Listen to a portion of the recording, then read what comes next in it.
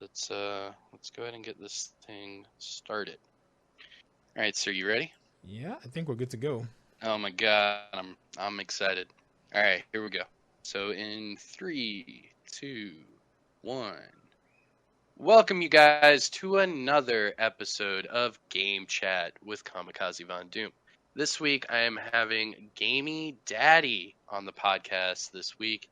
And Gamey Daddy, for a lot of you that don't know, he's primarily on YouTube. He has quite a few channels, but the Gamey Daddy channel itself currently just under 32,000 subscribers, and he's amassed nearly 9 million views total. Now, Gamey Daddy, he covers quite an extensive list of video games, and like I said, he does have other channels focused on other video games, so he's quite knowledgeable when it comes to the gaming industry itself. So, with that and several other reasons, I decided to have him on the podcast. So, welcome for me, Gamey Daddy. Woo! Thanks a lot, What's up, man. man? I appreciate it. Thank you so much, Mr. Von Doom. I'm good. How are you? I'm good, man. It's always a good day whenever I get to listen to you, and with all the daily uploads you have, usually listen to you every day. Well, thank you. So what I do with this podcast is, I guess you could say interview, but it's more of a conversation style.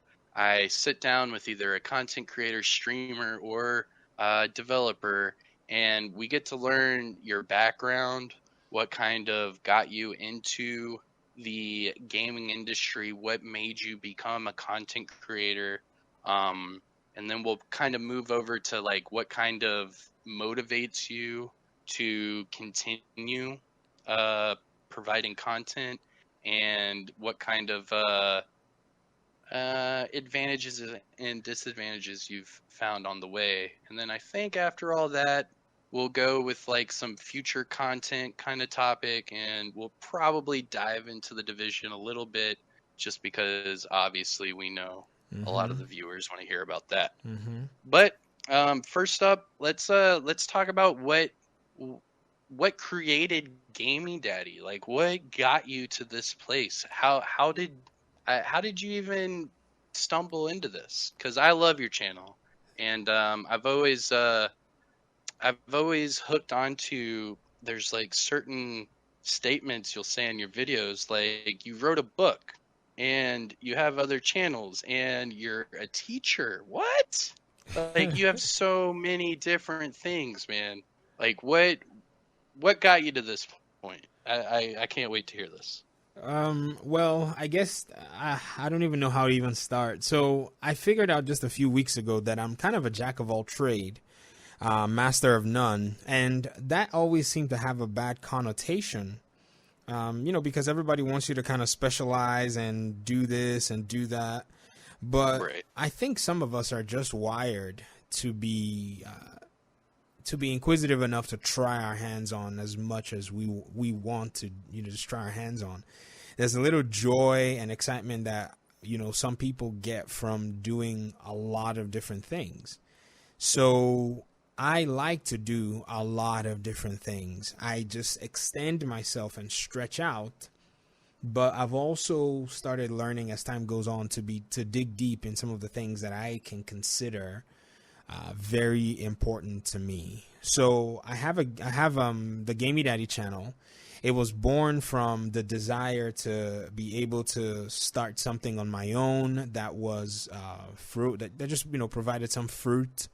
I wanted to build a portfolio. I don't even know what that even meant when I started. I was like, well, I know I can do commentary. I think so. That's kind of what I told myself.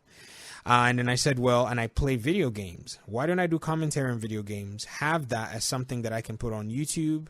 And if it were to bring out, any kind of results, I have it. And if the day a potential employer asked me, why should I employ you? What proof do I have that you can actually bring in any measured performance? I could just click YouTube and show them on my phone and say, Right. I got 5,000 subs, I got this many views, I got this, and I did it all by myself in my kitchen. Started Gamey Daddy in my garage. The garage was too cold, so I moved into one corner of the kitchen. We were renting a small house then. My wife, I, and our first kid. We were expecting a second one, and I wanted to do something more. I love my job. By profession, I'm a teacher.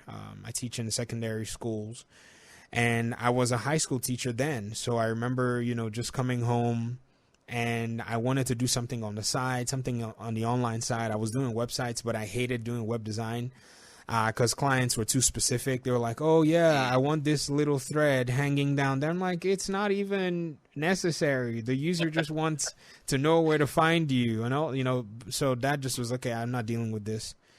And so I started to, realize that in my division chats on PlayStation, I had a crew that we ran division together. We'll be in party chats together, just talking. And every time I came online or they came online, I was the guy they told them everything that had changed, all the new gear sets, all the new weapons, everything. I just kind of knew all that stuff from the top of my head. This is when I played much more extensively than the Division 2. I played a lot back then. And so I was kind of a walking encyclopedia for the division in terms of updates, news, and everything. So I just thought, why not just do this so everybody else could hear what I have to say? And I just made my very first cringy division video with some weird soundtrack. And I did that. Okay. And that's how the Gamey Daddy channel started. And it's been 4 years. I took a year off, or almost 2 years off, intermittently. I kind of kept the channel back and forth, so I didn't have a consistent, kind of run. But, back and forth, I've returned. And for the past 2.5 years, I've been on the grind like crazy, part-time, and all that good stuff. So that's it. And that's probably around where I started following your channel. Was about maybe 2.5 years ago. I'll talk about this, but then I want to go back to something you mentioned and then skipped over. Mm-hmm. What I like to do is I like to tell either the content creator, streamer, developer how I was introduced to them. Now, it was funny you mentioned that you've been on the grind for 2.5 years. Because I believe it was, just let me see if I can check the date. You did a video for the Division. It was actually shortly after, so it's about to be 3 years old. And it was called Stop Farming Now and Watch This, patch 1.8. Now, this was a couple, I want to say a couple months before I started my own YouTube channel. And the amount, so it's at 100,000 views right now. Dang. Yeah. All right.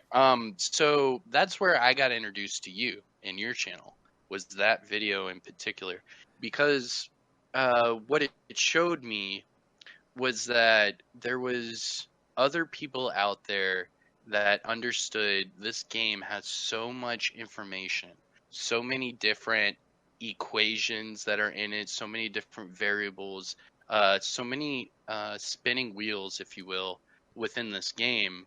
And I always felt that whenever I was talking to someone, whether it be in the Dark Zone or Underground, I would always feel like there was some sort of lack of knowledge, either in one spot or another. The biggest example I've been giving content creators here recently is I was playing Underground one day, and it was right before I hit max level. I wanted max level to get that Banshee outfit way back in the day. So for all the old Division heads, they remember it used to be called Blind, and it was spelt out like a abbreviation, BLIND. Mm-hmm. And basically I was searching because that jacket, the what they call Banshee jacket, was amazing to me. I thought it stood out. Well, while I was doing the Underground, I ran into this older gamer, and he was a retired gentleman that basically he was collecting retirement, collecting Social Security, and playing his favorite video game all at once. So every time he would ever talk, he always sounded happy, and that was why. And the way he was talking to me about the game and how he was grinding, it really caught my attention because he kept like really getting into the fact that he had to grind on each character.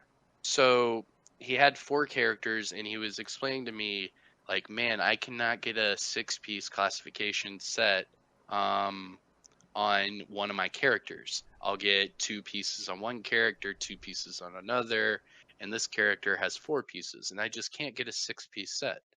And just sitting there in the back of my mind, I was like, why is he talking this way? Everyone knows you could just use the stash and just transfer items over. I don't understand. So he kept talking this way, kept talking this way, and then I asked him about a certain weapon. And during that, he explained that he had the weapon, but it was on a different character, and he really wished there was a way he could put it on this character. And at that point, I did one of those face palm, like deep gasps, just, Mm-hmm. what? You And then mean I you was don't know like, this? You don't know about the stash? And he's like, well, what's the stash? And I was like, dude, what do you mean, what's the stash? And he's like, is it a place I need to go to? And I'm like, dude, no, like, let's exit this game. Let's go back to the terminal. Let me show you. And this dude sounded like he was about to cry. It was that impactful that he did not know that knowledge. He had no idea. He said that at the beginning, whenever the tutorials would pop up, you have the option to select don't pop up anymore or don't show me. Mm. And apparently he hit that and it just passed over the stash and he never knew. He was grinding 4 different characters to get certain builds, and he thought that because each of his characters had different RNG, that he would eventually get the build that he wanted, but he had no idea that he could share them together. So I basically spent the day with him that day, uh, like talking through all of his gear, coming up with things to do because he had a completely different outlook on the game afterwards.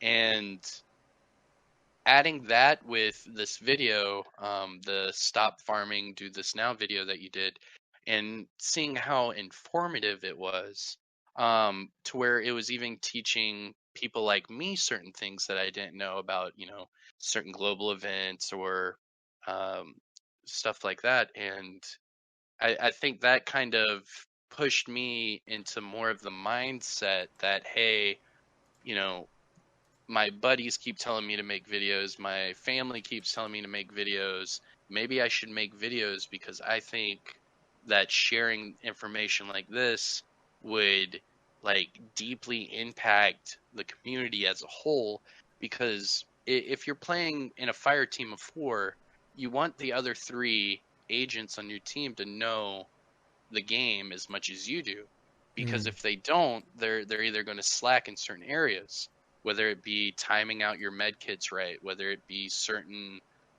flanks, whether it be certain parts of the map that you want to hunker down. There's so much knowledge, and that's excluding even talking about builds, because the concept behind builds at all is so in depth, with so many categories of subcategories of other subcategories. There's so much going on with builds that you could talk about that and teach somebody all day about it. You probably have a college lecture about it once a week. Mm. And I just think combining all those things together helped push me to content creating myself. And that's why I like referencing, it wasn't just that video, but there's several other videos with other content creators that together they were all posted within a month of each other. And within a month after that, I started my channel, and I can directly point to these certain videos, and that was one of them. I'm not trying to get you to, get all giddy, but that's how I was introduced to you. Now, going back to what you had just said. So you said you wanted to start a YouTube channel to build a portfolio.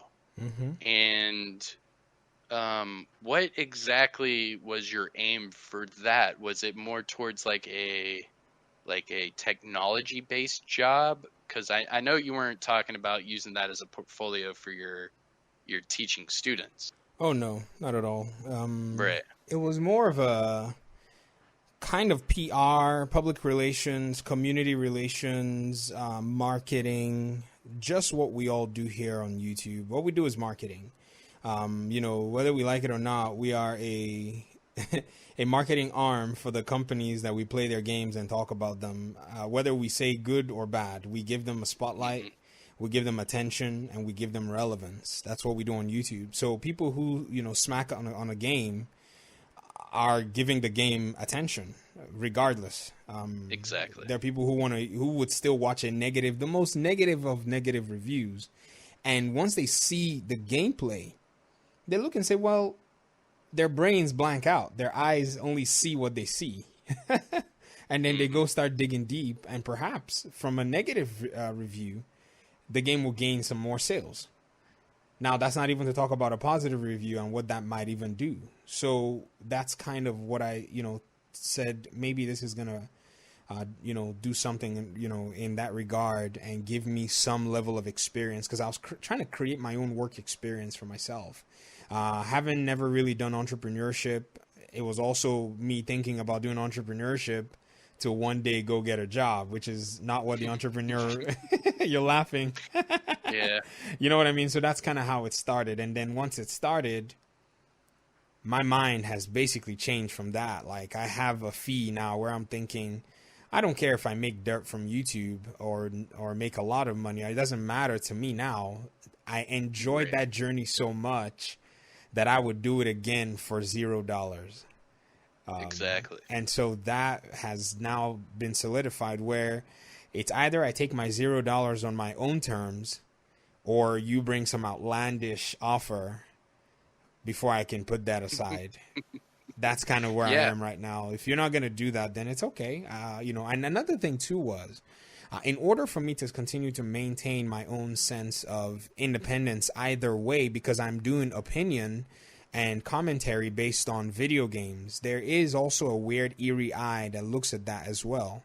I wanted to keep my day job at the same time until I met certain goals in life before I finally say, okay, I'm going to head on out to step out there and do business full time. But there are things that I still have to take care of.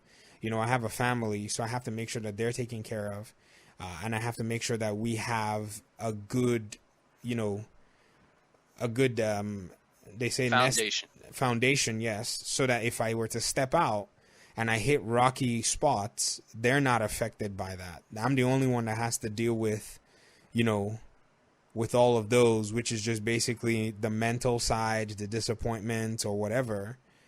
And those are the things that I want to set in place before I say, okay, I want to go full time and do anything. And it may not be YouTube. Honestly, I don't think I'll be a full-time YouTuber. I don't think I have the patience. When I start replying comments and I start trolling people who troll me and all that stuff, I'm like, yeah, you're not gonna be that good full-time YouTuber, because I'm a little stubborn. I'm a dissenter. I'm a contrarian. Everything that you can expect the opposite of, you have just found me there. Everybody will be screaming, "There's fire in the mountain." I'm like, get a fire extinguisher. We're gonna go have a picnic there. So you know what I mean? Like, I'm that kind of person who wants to see things from a different perspective, even if sometimes there is no other perspective. I'm over there digging for it. In a way, it's a weird thing that I do, but yeah. But I think that kind of goes with the philosophy of don't ask why, but ask why not kind of deal, where it's like a lot of people will ask why, and then there's always that one or two individuals that are like, well why not? Why can't he do that? Yep. Man, you said a lot there that I'm trying to. So the comments part, yeah, I've actually, there's many videos where I don't even look at them, because I already know, just based off of the video, that half of them are going to be some sort of snarky, poking the bear kind of attitude, and then the other ones are those just compliment, kind of how would I want to say that, like oh man, there's no real good way of saying that without making it sound like crap. Basically, there's the people that want to talk crap and just try to get a rise out of you, and then there's the other people that they'll just say, nice video, keep it up. And it kind of doesn't add any substance to it. So it's very, I wouldn't say rare, but it's a smaller percentage where there's actually dialogue that's taking place, where it's a good question. There's more times where it's just people are writing off your content, or they're writing off the idea of this or the idea of that, and they're not really trying to open up dialogue to that topic. They're just trying to shoot it down and kill it before it even gets talked about. And a lot of things, whether people care to like it or not, a lot of things that are done in life and that have changed in life are because people are opening that dialogue. Yes. Why can't a woman be vice president? Why can't, whatever, and it just opens up that dialogue, gives the option. And without opening up that dialogue, you might not ever get that option. So I love it, man. Now, so what I wanted to get at is, you're talking about entrepreneur and doing this and that and building your portfolio and becoming successful, and then you stumbled upon becoming a teacher. I'm trying to connect these, man. So I was already teaching before I did that. I was, yes. Okay. Right after college, my first job was to go teach. I had a grand plan of maybe going to medical school, but I didn't want to do it anymore. And then a good buddy of mine, we worked together when we were students. We were working in the registrar's office, handling student records. And he had come from his country to come train to become a teacher. So I said, yo, I'm about to graduate in a few months. I don't have any jobs lined up. Talk to me about this whole process. And he kind of gave me the lowdown, and I said, let me just give it a shot. I never thought I was ever going to be a school teacher. Never was it in my, whatever. So right after finishing school, I had to apply for my work authorization. As a foreign student, you have to have, the documentation to be able to work in an area that's related to your study. And so I filed for my work authorization, and, I set up a date when I could start, and I went to the school and I said, hey, can you guys put me, I would love to start as a substitute teacher. And they said, sure, we'll have you. What day can you start? I say, on this day I can start. They called me a day before. They called me a week before, and I was like, I can't legally start. It's gonna ruin my paperwork. They were like, all right. And on the day that I really could start, they gave me a phone call, said, we need you in this classroom, this school building, go. Oh my God. No experience, nothing, never been in an American school before. I went to high school in a military school in West Africa. So I'm in almost culture shock. So I just go there and I just sit in the classroom and I just kind of give the instructions and just sit there quietly. All of the students, they kind of just followed. They didn't give any trouble. And I was just studying the environment, and I said to myself, oh my gosh, I feel like I can actually do this. And then I kept subbing. And then one of the schools said, hey, we need a teacher to finish out the school year with these students after spring break. And their class was in sciences, which was what my degree was in. And I was like, sure, I'll be happy to do that. So I did that for a while, and that was nice too. It gave me a steady income stream. I didn't have to fly to all different buildings. I went to the same building, went to the same place. I like routine, so that was actually nice as well too. And I just enjoyed the entire process. And then they came and said, hey, you need to go get certified. I said, sure, I'll go get certified. And then they had an interview and said, we're going to give you a position here. Wow. And that's how I started teaching. My first year, I did hate it too, though. It's different when you're a substitute teacher, and it's different when you're a teacher. Two different worlds. Oh, yeah, of course. And Oh, yeah. so I was already doing that. Then I stopped teaching. I moved to another part of the country.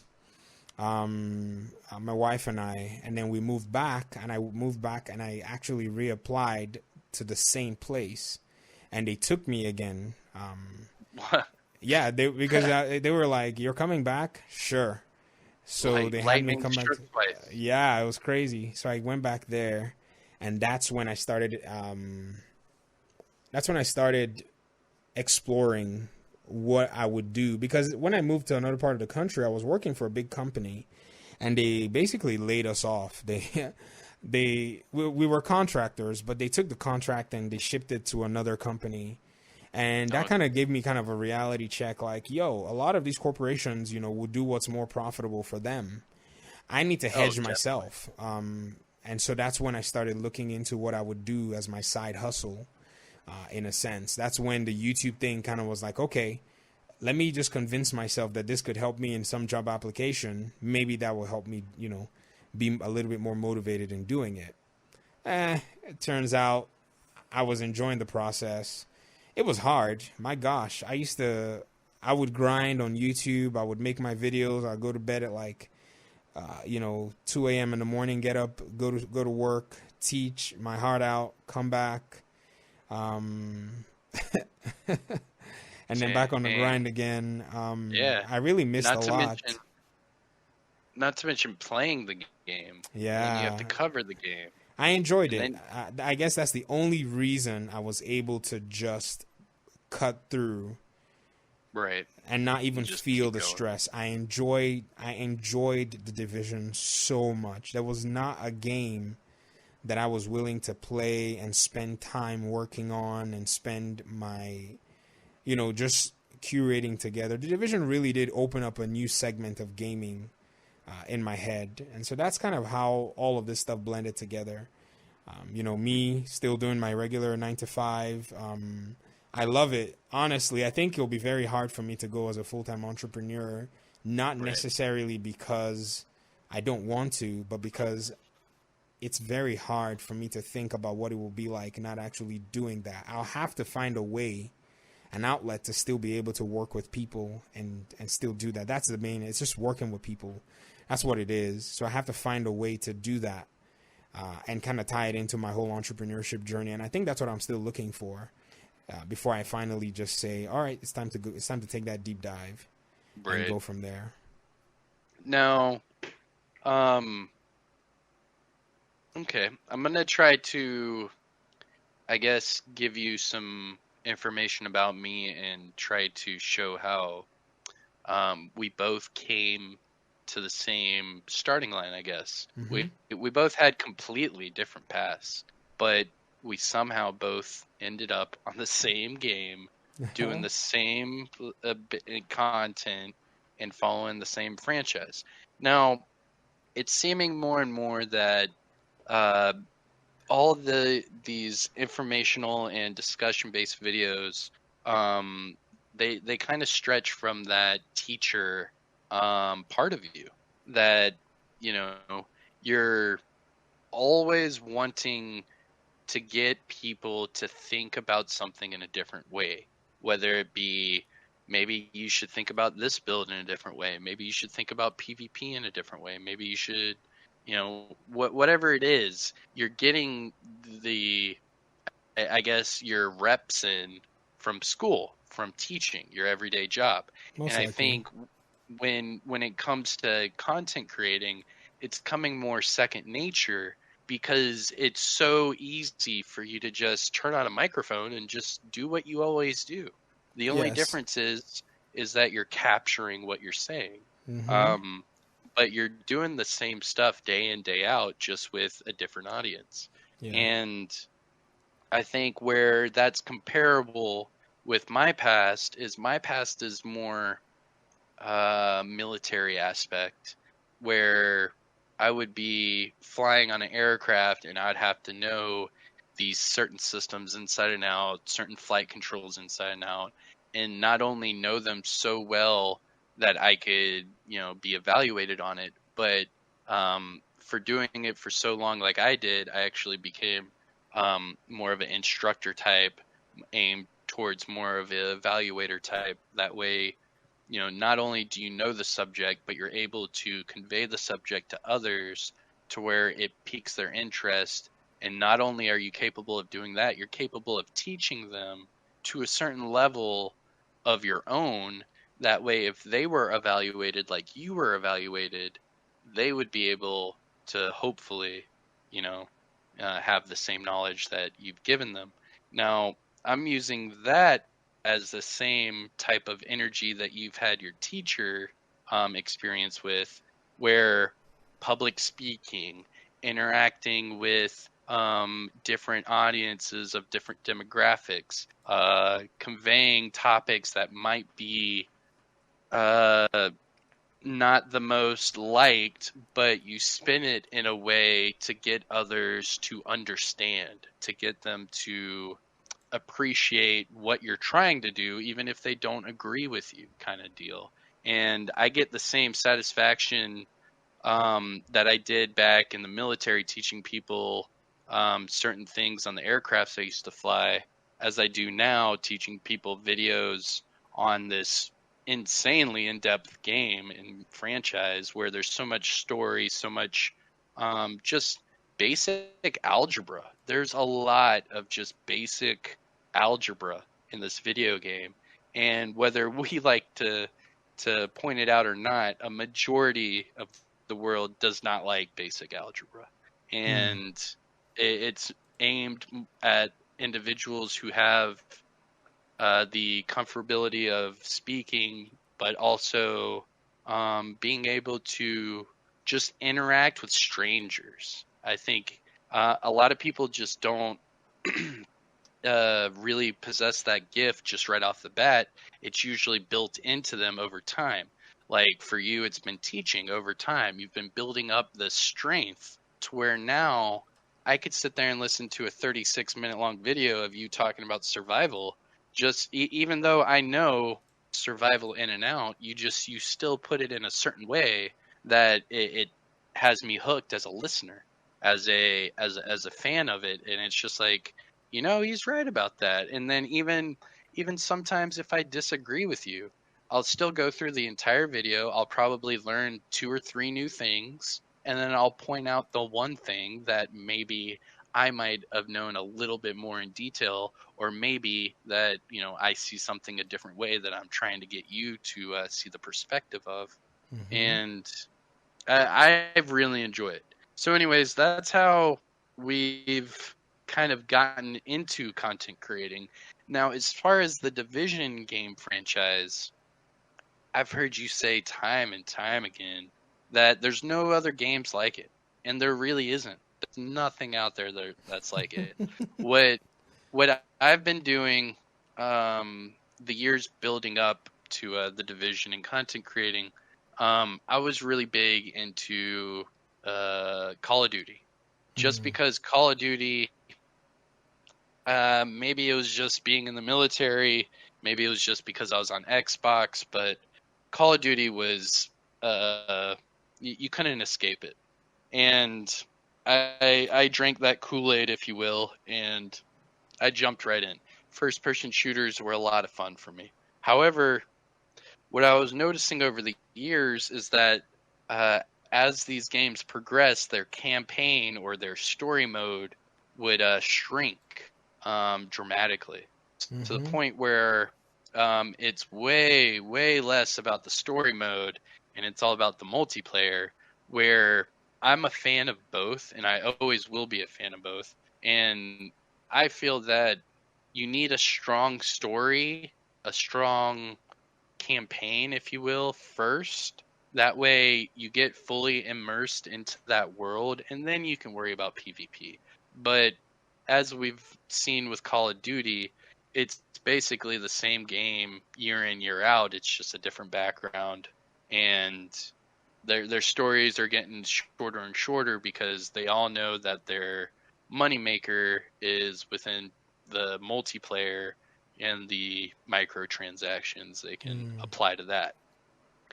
So went from that to Destiny. Destiny, the first one, and I fell in love.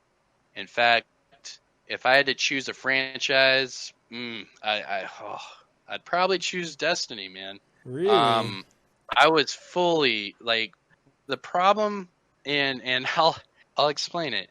I'm a lore guy. I love Yeah. lore. I love the stories. I love puzzles. I love it kind of goes into that the Batman Arkham series where Mm-hmm. it's a lot of story, it's a lot of background stories, it's a lot of puzzles, and it keeps your brain going, and I love it.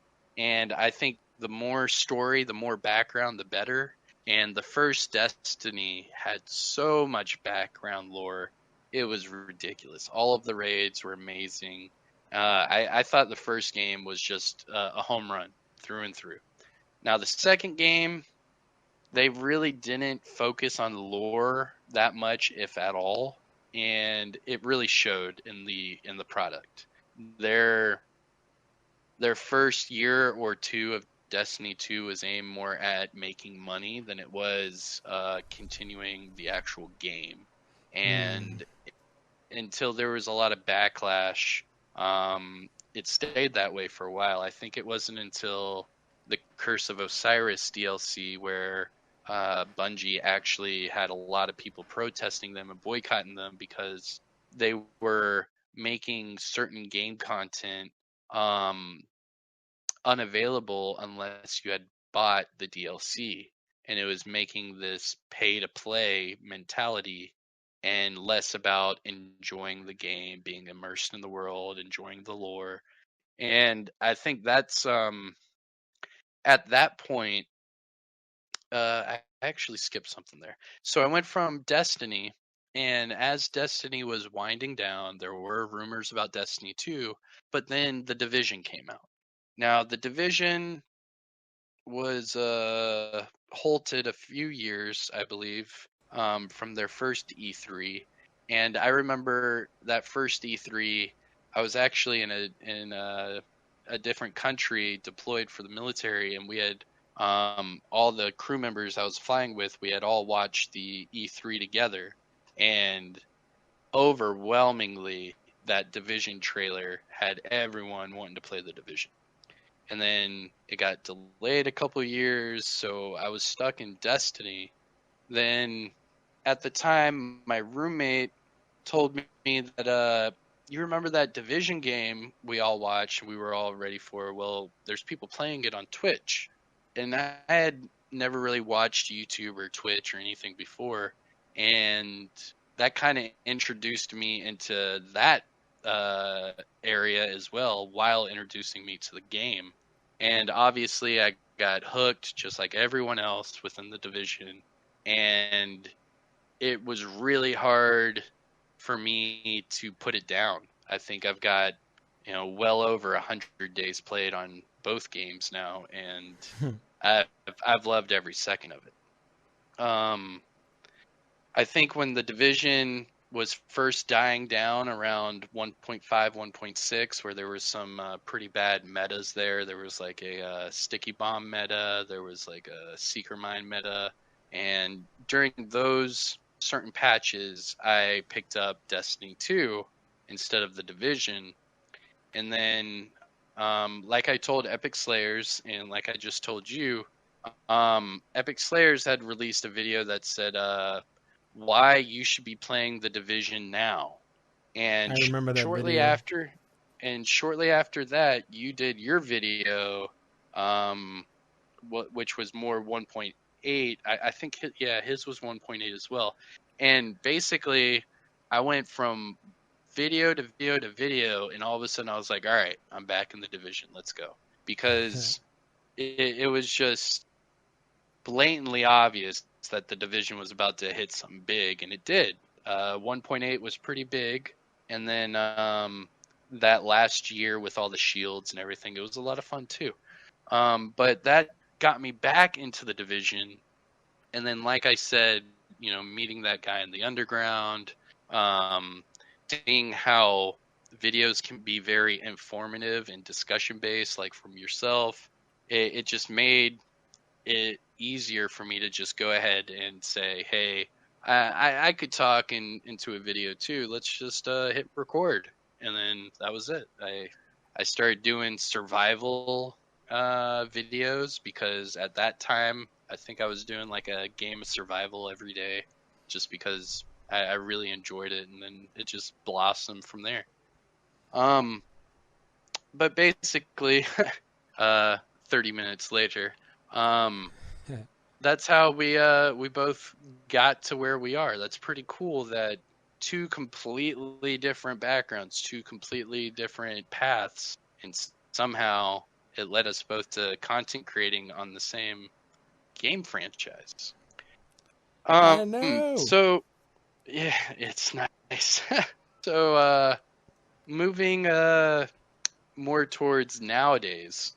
So, like you said, knowing what you know now, if you had to do it all again, obviously you would. And I feel the exact same way. I Mm-hmm. know that content creating is very time Consuming. management oriented, yes, Yeah. and consuming. If you cannot manage your time and you cannot be productive, it's really not for you. That's why some people they'll make a video once a month, and other people will make 3 or 4 videos a week. Mm-hmm. And it's really that time management and just being able to stay productive and still do everything you need to do in real life. Because a lot of us I say a lot of us. It's actually the opposite. There's not a lot of us that have family, kids, wives, real grown-up bills, student debt, you know. Mm-hmm. There's a lot of things that like me and yourself can relate to that others don't really have to, which kind of makes time management and being productive more key for us because we don't have certain luxuries that other people do within this industry because we all know that overwhelming majority of YouTubers, content creators, in just a whole are single, live by themselves, probably with some roommates. They could probably play 24 hours if they want. They could probably, make a video at 2 a.m. if they wanted to.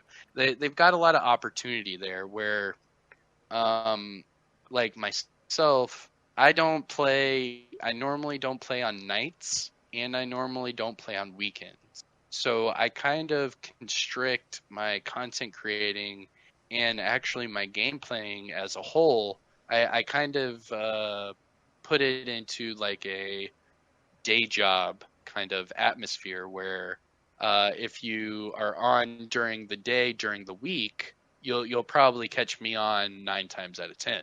But if you're on at night or you're on during the weekend, you won't catch me at all because I'll be spending time with my family. Mm. So I think that that's where the time management and just productivity overall and just balancing life as a whole seems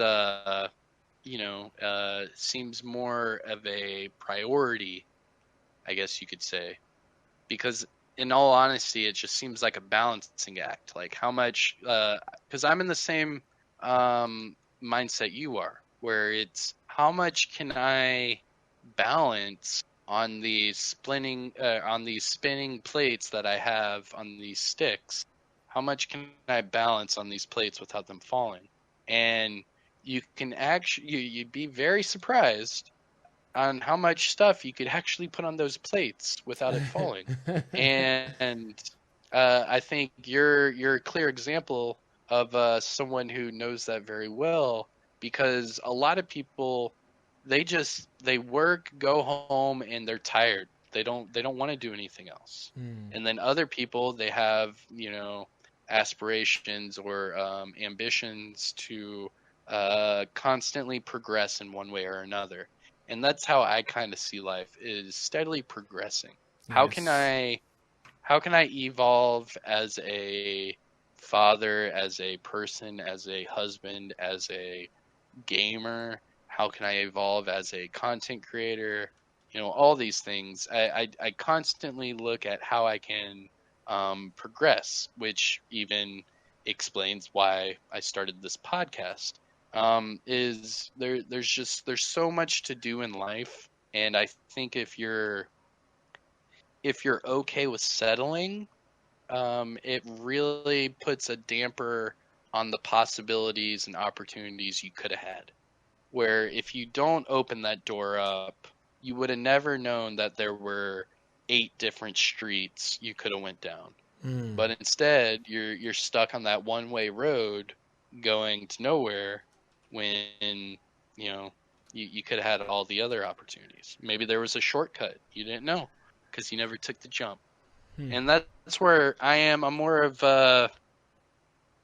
I guess I'm more of the type that always wants to see if I can better myself. If yesterday was a high score, today I want to beat that high score. And if I can't, I need to figure out why I can't beat that high score. And then maybe I can figure out a different way to end up doing it. Sorry for going on these long tangents No, there. no. But, It's really interesting, man. I'm glad you got to share that. Yeah, man. I like I said, being comfortable talking and just being able to have a conversation, it's pretty second nature. So where are we at? So now we're doing the division. Now, content creating then to content creating now. We can all look on a stocks piece of paper. We can all look at, Google Ads revenue and their worth. That YouTube, when it started, when we started, when I started and when you came back to YouTube, to now, is a staggering increase in users, view, ads, content, channels. It's grown so much that Alphabet, the company that owns Google, is now worth over $1 trillion because of how fast YouTube and Google Ads has grown over these past few years. Man, that's crazy. Now, it is the only company in the world that's worth over $1 trillion, and it's because of YouTube helped Google become that, I guess, powerful. So my question to you is, obviously, then to now, the viewers, the views, the channels, the amount of content, everything has changed. How do you think it's changed better, and how do you think it's changed worse off as just content creating? Because you've been doing this several years, but it's hard to ignore that the last 2.5 years have been the biggest 2.5 years of YouTube, just period. It has. It really has. I have to say that when I first started, I was seeing a lot of accelerated growth. There was so in terms of growth, it was easier to grow before, but now it's easier to establish. It's weird because growth, people would think growth equaled establishing. Not really. You could have there are many channels that have a bunch of subs that don't have a core community. If you get what I mean. I see what you're saying, where it's easy to get into this, but it's not easy to progress. Exactly. I guess. Exactly. That's what I guess a better way to put it. So yes, you're right that there has been a staggering increase. Even so when I first started, I started at October. By April, I had 3,000 subs. That was my story. I think my accelerated growth. Yes, I started October of 2016. April the next year, I was already on 3,000 subs. There was a huge growth coming. But I decided that I needed at that time to change my vocation. I got a really cool job. I got an outlandish offer, and I took it. But after about a year, I decided to leave, and I came back to doing YouTube. Now, my channel was basically almost dead. Division 2 was not out then.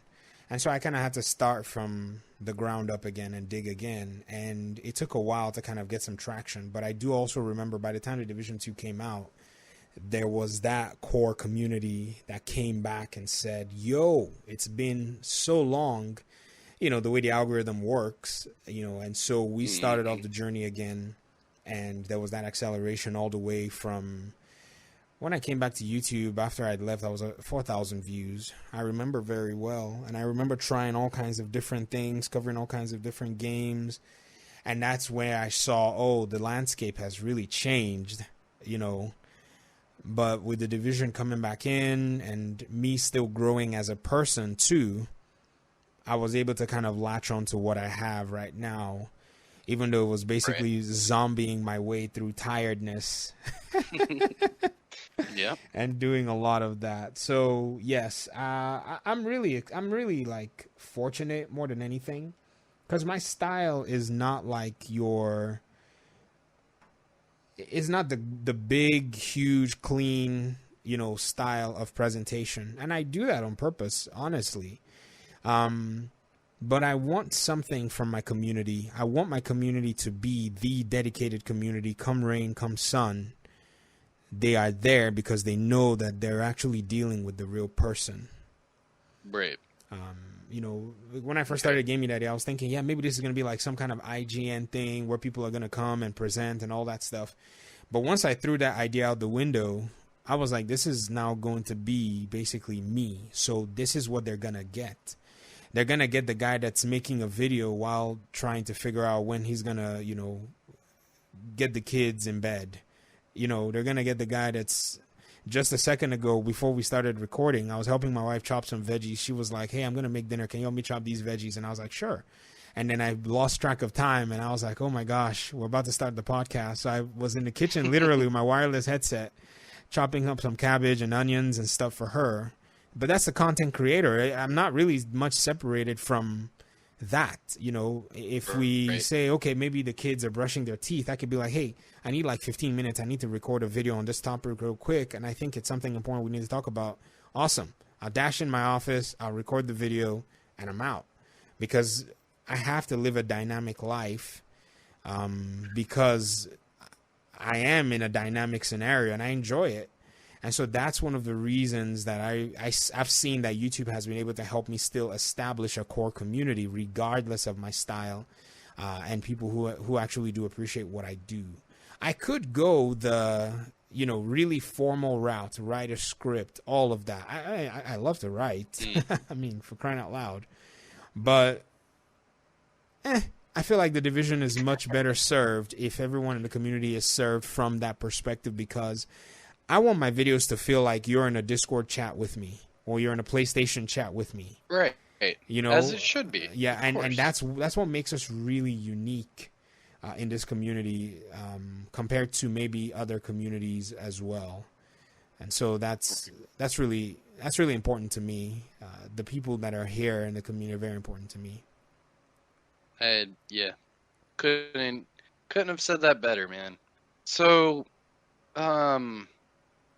let's see. So we've talked about where you've came to be here. We've talked about being a community content creator from then to now. Now, what now that you're up over, 30,000 subscribers, 9 million views on one channel, what are you planning on doing with that? Are there other video series you thinking about doing? Is there other avenues you're thinking about taking? Are you gonna, do your own Gamey Daddy podcast? Like, what's next for you, man? What do you have? What's your aspirations for your channel?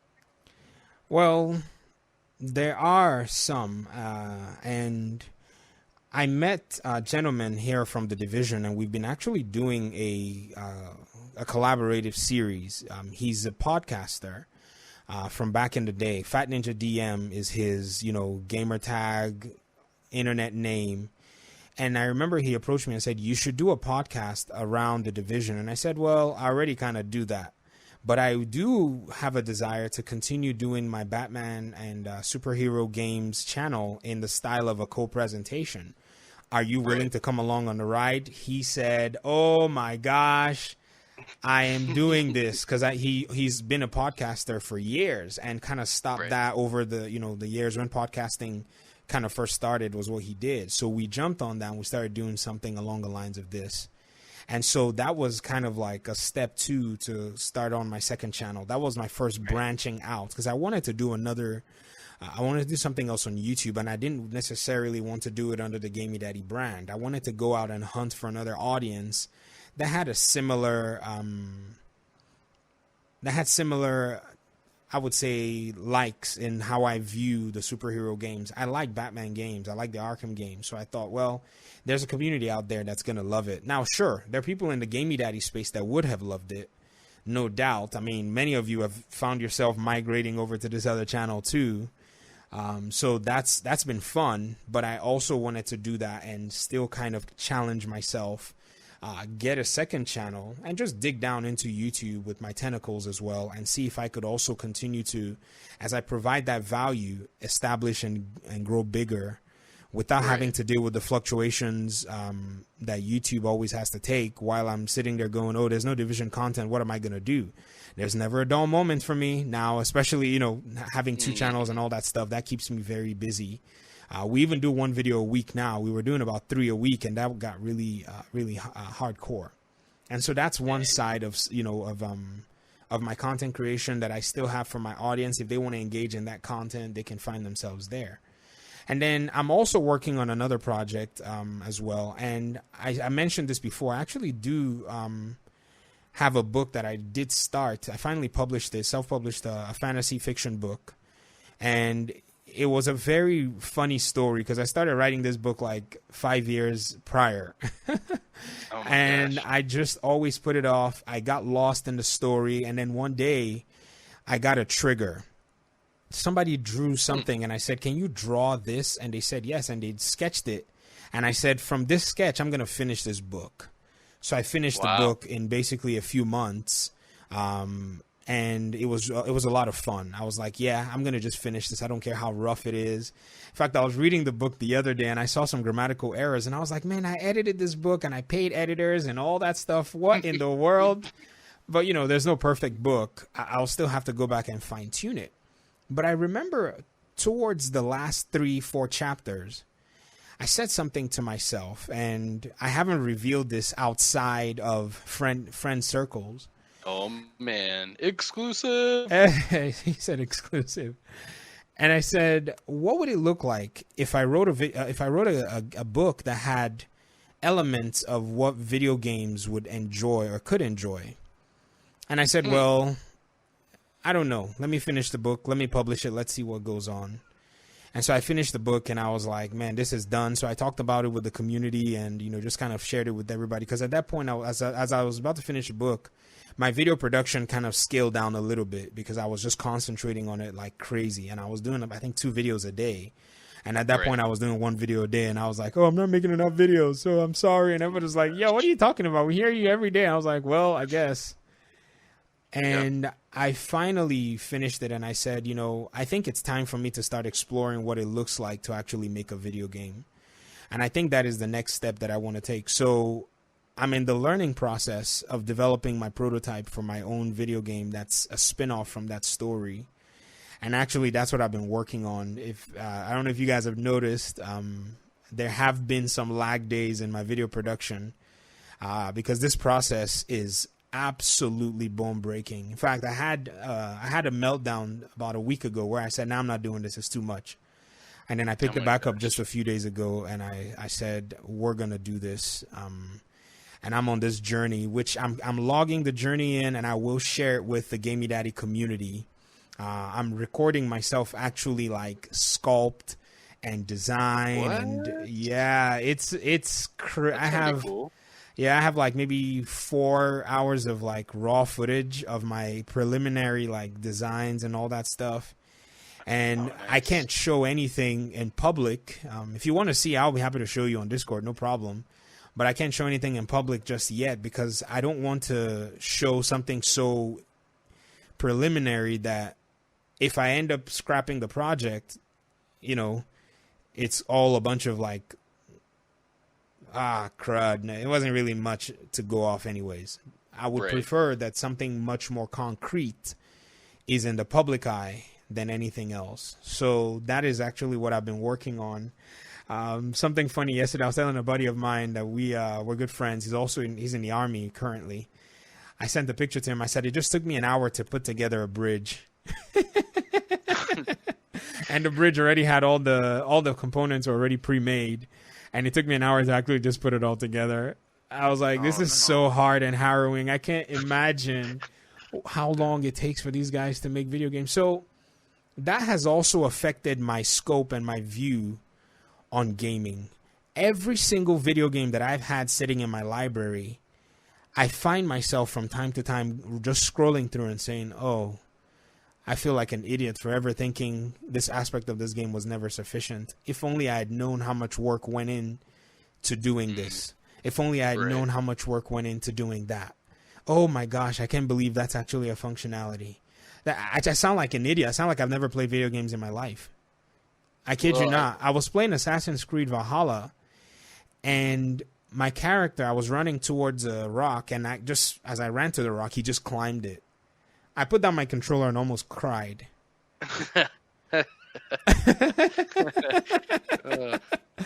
Because that functionality is so difficult to execute.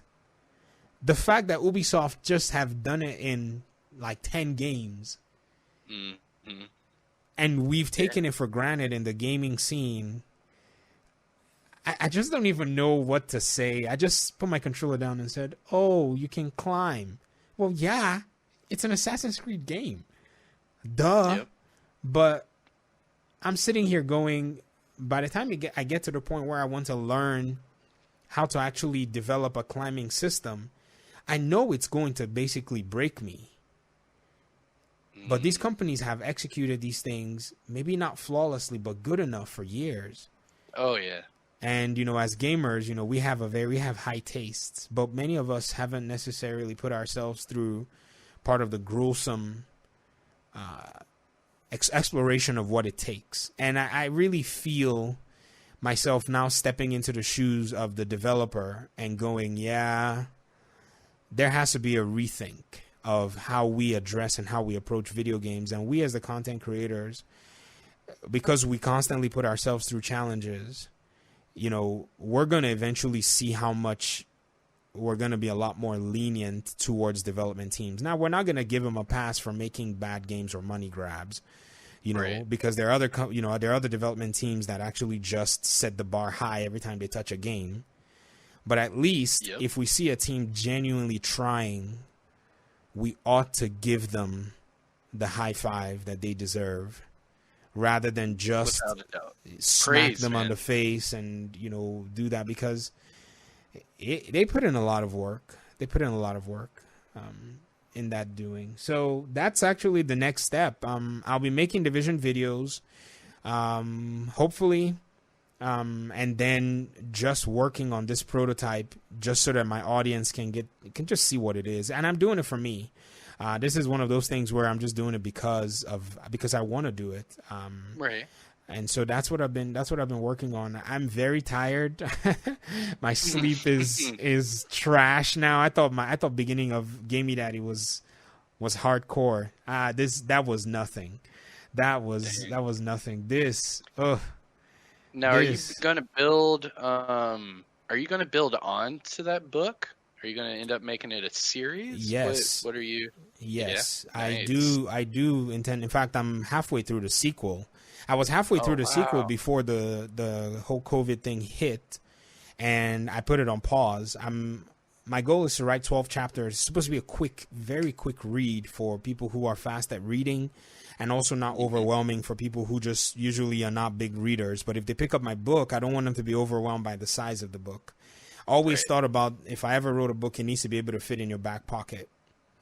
That's a really good, yeah. Yeah, that's kind of always been my idea. So when I finished the book, I was 12 or 13 chapters in, and I said, that's a good number. So for the second manuscript, I was on chapter 6 when the whole COVID thing hit, and I stopped. And I'm glad that I stopped, because now that I'm actually trying to make a game off of it, I have more freedom to rewrite aspects that I want to be built within the lore, or I could just make the game just go its own way, but will still be set in the world. So it's something that I never really envisioned, but I'm happy that there's some originality to all of this. I like how you've done it the opposite way, where you're already a book in.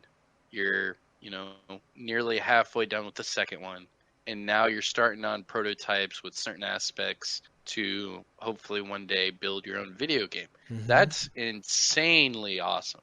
That's probably the coolest thing I've heard so far. Yeah, I was trying to bury it inside of the podcast so that many people. Oh my god! It's one of those things where you have to be really secretive. I'm not going to take credit. I also want to credit Fat Ninja, because one of the reasons I mentioned him was I was looking at my second YouTube channel going, if I ever go on this project, I'm not going to be able to handle 2 YouTube channels, because this is something I've been thinking of for a long time. I'd been getting tutorials and keeping them to the side. But once Mr. Fat Ninja came into the picture, that really did free me up enough to go into the learning phase. Oh, okay. Because yes. So he's controlling that channel for you, or he's moderating the channel? He's moderating. He's and I just said, yo, if you want to do this, you're taking ownership partially of this channel, and this is what it would entail on your part. He said, throw everything to me. Anything you want to teach me, just teach me. I just want to be along for the ride. I enjoy talking to gamers. I love doing this, and that's what I want to do. And he's been a very huge source of encouragement more than anything else. He's the one who said, if we only have to make 1 video a week on this other channel, let's do it. Because at the end of the day, if this works out, it's going to be a big, huge thing that will serve the gaming community, much more than just say, making a bunch of videos every week and all of that stuff. It's more tangible, exactly. Having a video game in their hands, or having a prototype or a demo in their hands, or whatever it is. And so he's been a lot, there as well. There's also another content creator too that I will give credit, but I also want to keep it a secret, because I have a friend circle that's really been very encouraging through all of this. And I got my wife, who's just a saint, who thinks I can pick a mountain up by my hands if I wanted to. So she's like, yeah, if you think that's something you're convinced you want to do, why not try it? And I remember, Let's be real, man. Hold on. Let's be real. So you've moved here from a completely different country. Mm-hmm. You've established a teaching residency, basically, where you've been a teacher for several years. Mm-hmm. You've been a content creator for several years, different channels. You're an author. You're developing the prototypes for a future video game. And the list just keeps on going. So obviously I don't want it to sound weird, but if I was your wife, I would do the same thing. I'd be like, dude, whatever you want to do it. Obviously you can do it. Look at you now. You've done so much. You've got a resume that not 2 people would normally have, and you have it just on yourself. There's so many people out there that don't have half of the credentials you do, and it's amazing, and you keep going. And that's that whole balancing act, is where it's like, well, if I could balance this plate, maybe I could get a bigger plate. Yeah. And then I could balance more. What's funny, Mr. Vondoom? Whenever they say there's no content in the division, it always makes me happy. I laugh every time. It always makes me happy, because I'm like, oh, thank God I could go do a new project. In fact, when they delayed Cyberpunk to December I knew it was a sign from God to actually kick this prototype off, because I knew once Cyberpunk came out, where are we going to find the time? Right. So Yeah. I was like, I need to start learning. I need to pack in as much knowledge so that I can kick this down the hill. And I was like, well, I started I started beginning of October. I was like, I'm going to start doing this before Cyberpunk comes out. And then, oh my gosh, Cyberpunk's going to come out. Assassin's Creed's going to come out. There's going to be Division stuff for Season 4. I want to cover the content. That's my primary audience. I want to serve the community. And so they said, oh, Cyberpunk has been delayed. I said, oh, this has got to be a supernatural delay. I don't care. I'm going to jump in on this. So I started going back on my tutorials. I started watching them. I'm still watching tutorials every day. That's the way you do it, man. You just learn and say, how do I change this color to blue?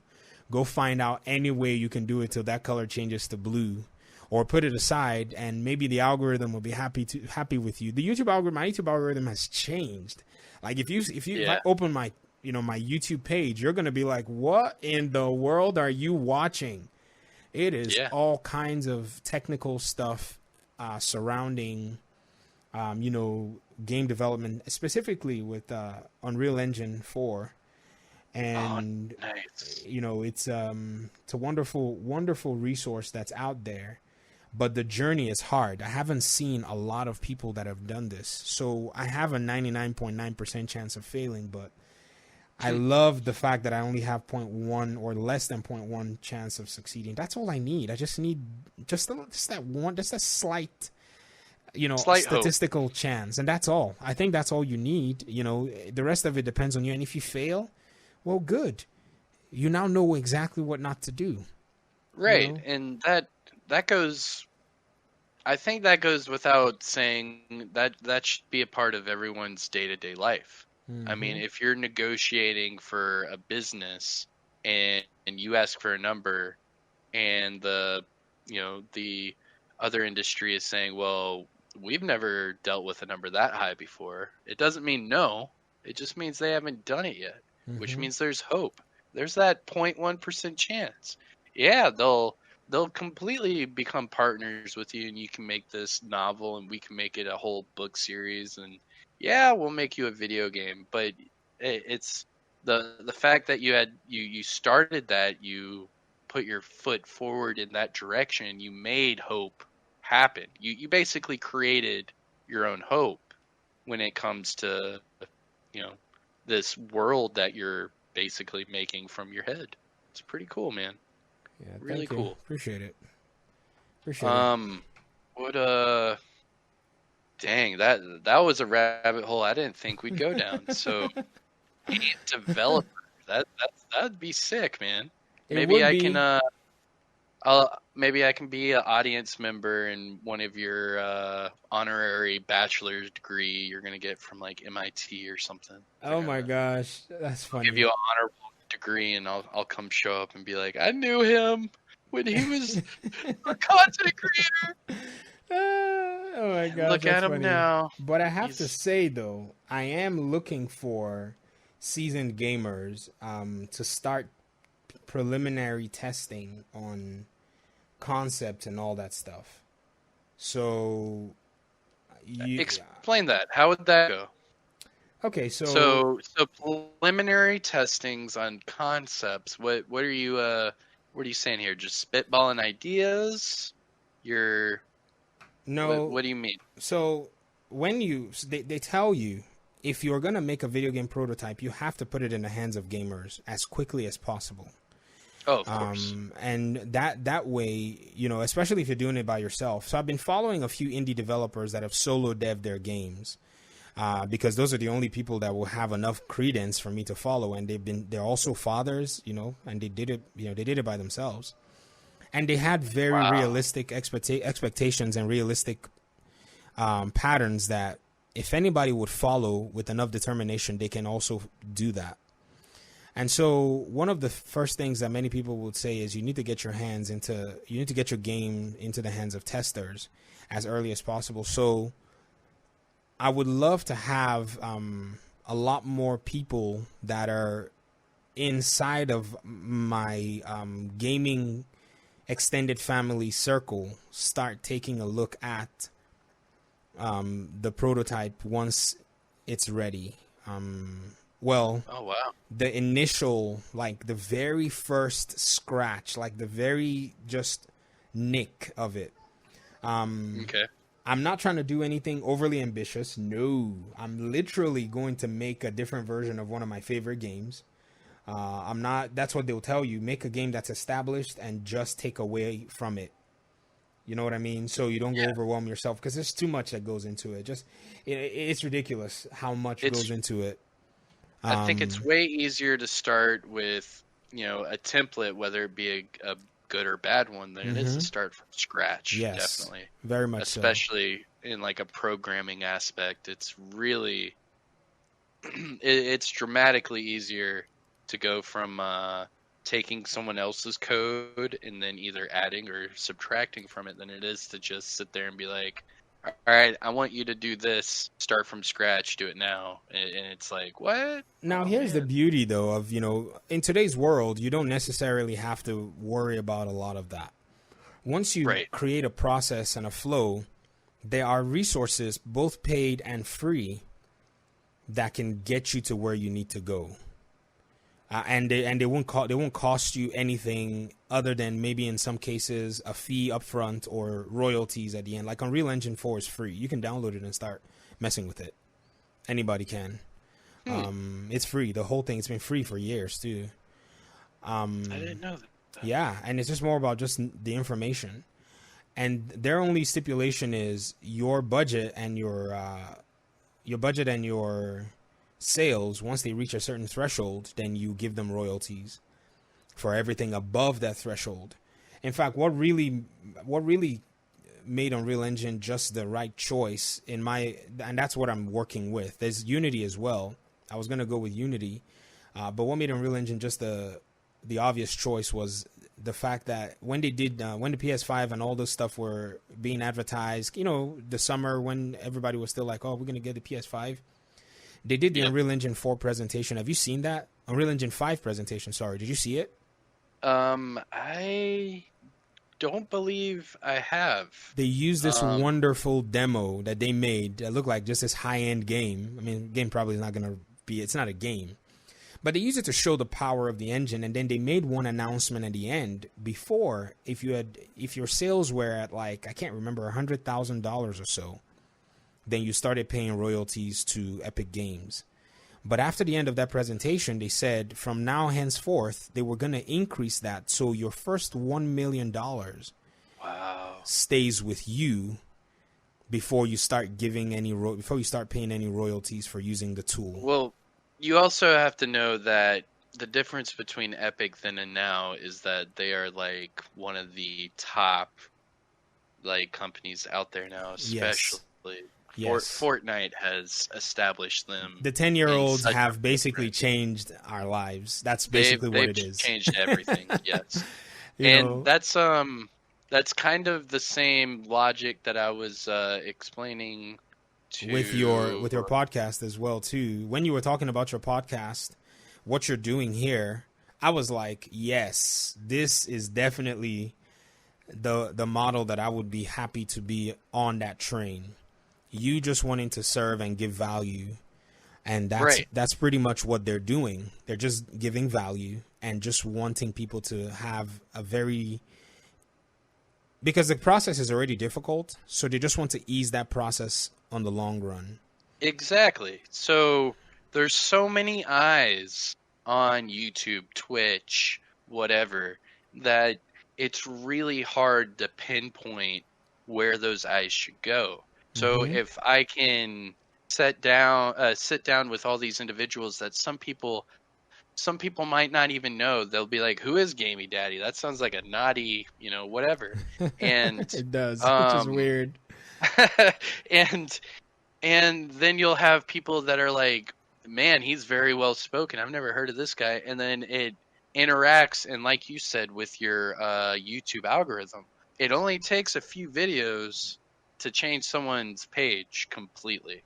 True. You can go from watching Call of Duty games to watching Division 2 games in one day just by clicking on a couple channels. Yes. And I think doing things like this, it definitely opens up those avenues for people to take.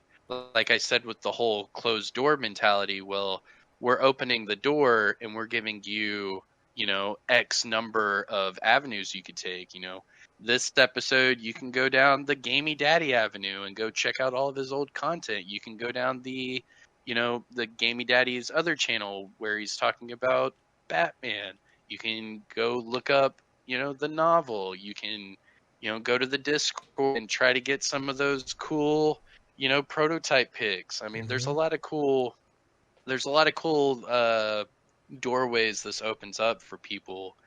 And I just knowing other people within the industry, it's it's sad to see some of these channels not progress the way they should. Like you were saying, it's easy to jump in the swimming pool, but it's not easy to stay afloat.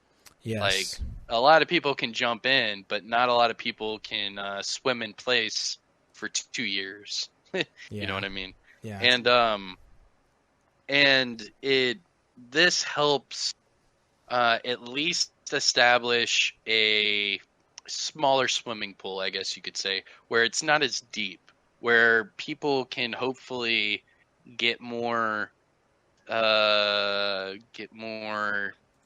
I don't know, just more exposure, just overall, because obviously some people won't like my take on things, and a lot of people might love your take on things, and then vice versa. Maybe it's, hey, we love, your informative videos, he does informative videos, maybe we'll try that out, or vice versa. What this does is it helps just give that option out there to just build everybody up, because there's no sense of this, I'm in my own YouTube corner. No one can touch me, like this like weird golem looking creature from Lord of the Rings, where it's my precious, my channel, my precious.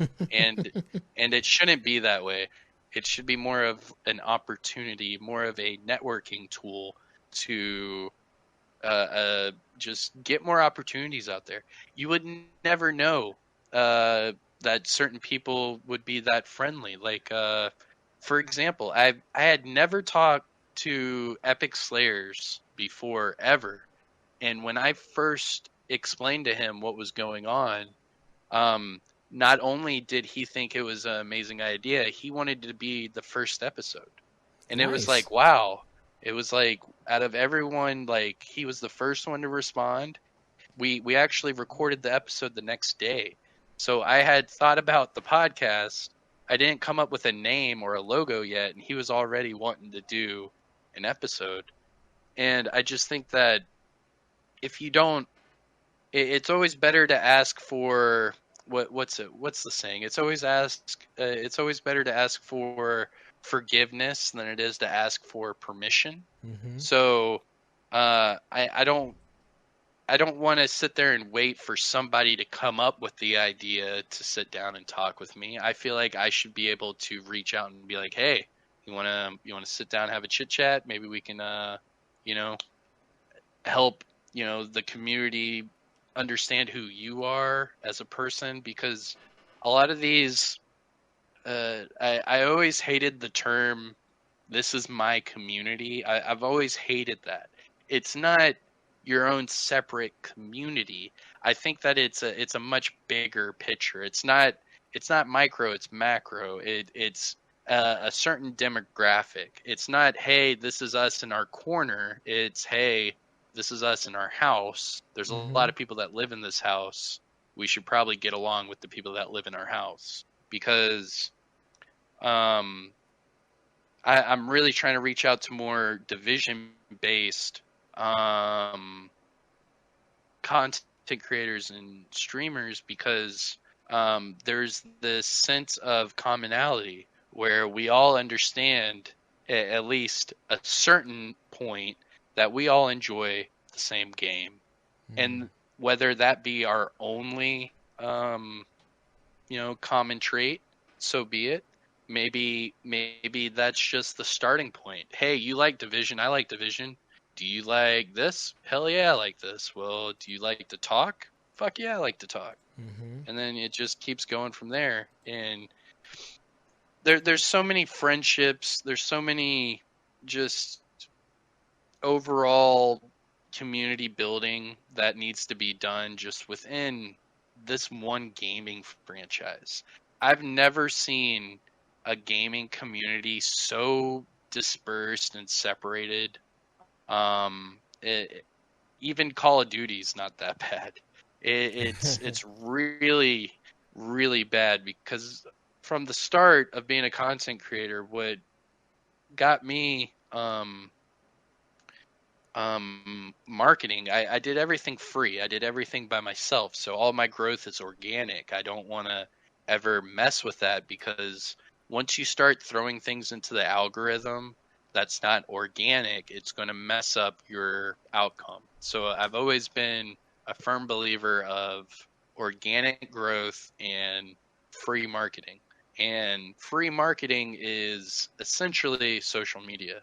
You Mm-hmm. can you can market yourself and promote yourself on any social media platform. And where I really got into it at first, a couple years back, was Facebook. And believe it or not, there's over 100 groups of division-based groups on Facebook right now, and that's just in America. There's French groups, there's Spanish groups, there's Mexico groups. There's groups from all different countries, and I think in total there's over 200 groups just on Facebook, and these are all separate groups of people. And the thing that I noticed was I would join. I basically sat down and was like, "Hey, I need to promote these videos because I wanted to hit that threshold where I could become a content creator." And you become that partner. You had to hit that threshold. I believe it was like 1,000 subs and like 60,000. Yeah, exactly, something like that. And I made it my goal to get that done within 100 days. And I think I became a YouTube partner like 92 days. And what really helped me do that and what achieved that goal for me is marketing on Facebook. And the funny thing is I don't even touch Facebook anymore. And Mm-hmm. it's kind of sad because I clearly was getting a lot of organic growth from these Facebook groups. But that's the good side of it. The bad side of it is how toxic, uh how many keyboard warriors are on Facebook, and even more so, just revolving around the division. It just seemed the division community was by far the most toxic, but yet the most dedicated. Um, like I said, I really enjoyed Destiny and Destiny 2 and that whole franchise. And I've got a lot of friends in that community, and it can be toxic every once in a while, but nothing to the to this. Just an example. There was a group posting, and for this reason and many more, I don't get on Facebook anymore. There was this one posting where this dude had beef with another guy. They were, I guess, 1v1ing in the dark zone, and um, the guy was telling everyone he won, and the other guy didn't like that. So that dude looked up his personal information, his banking documents, and his like all this other stuff, and posted it to that Facebook group. And it just showed that, you know, there are keyboard warriors out there, but at the same time, there's also people that can hack your computer, that can pull up certain documents, that can really mess with you. And after seeing that a handful of times, I knew that that wasn't certain groups that I would like to promote anymore. But what I would say about Facebook is it was a great way to meet other content creators. I met Clint Flairwoo. Me and him started our channels pretty close to each other, within a month of each other. And it got to the point where we both hit the algorithm around the same time. Mm-hmm. And we just started commenting on each other's videos, became friends, added each other on Facebook, and it just went from there. I even tried doing a Division II podcast with him. We did a few episodes, but the time difference and the dedication you have to have for something like that is a big thing, and it's hard for anyone to. I know for me personally, as a content creator, there's a lot of dedications and there's a lot of sacrifices I have to make to do what I do. And when I ask other people like yourself to get on a podcast episode with me or to make a video with me, it doesn't always come across like, hey, they might be stretched out more than you're stretched out, or they might not be able to dedicate that much time, to do that because they have this, and this. And that's another thing that I like to put spotlight on in these podcasts, is that each of us have a different, story. We all have different things. Like me and you, we're family people. We're both married. We both, do stuff outside of this, but the drive is still there. We still feel what's the word? I mean, I guess satisfaction would be okay, but it's more of like a sense of fulfillment when you post something or you say a certain discussion and then you get 100 people that are like, hey, you're right, I didn't think about that. Or you get 1,000 people that are like, how dare you say that, who the hell? And then it there's a sense of fulfillment where it's like, I can get these people to start this discussion, and if I didn't say anything, they wouldn't have ever had this discussion. Where it's kind of like it sounds really desperate if you say sense of worth. It's not really that. It's more of like It's just, I think you're enjoying what you're doing.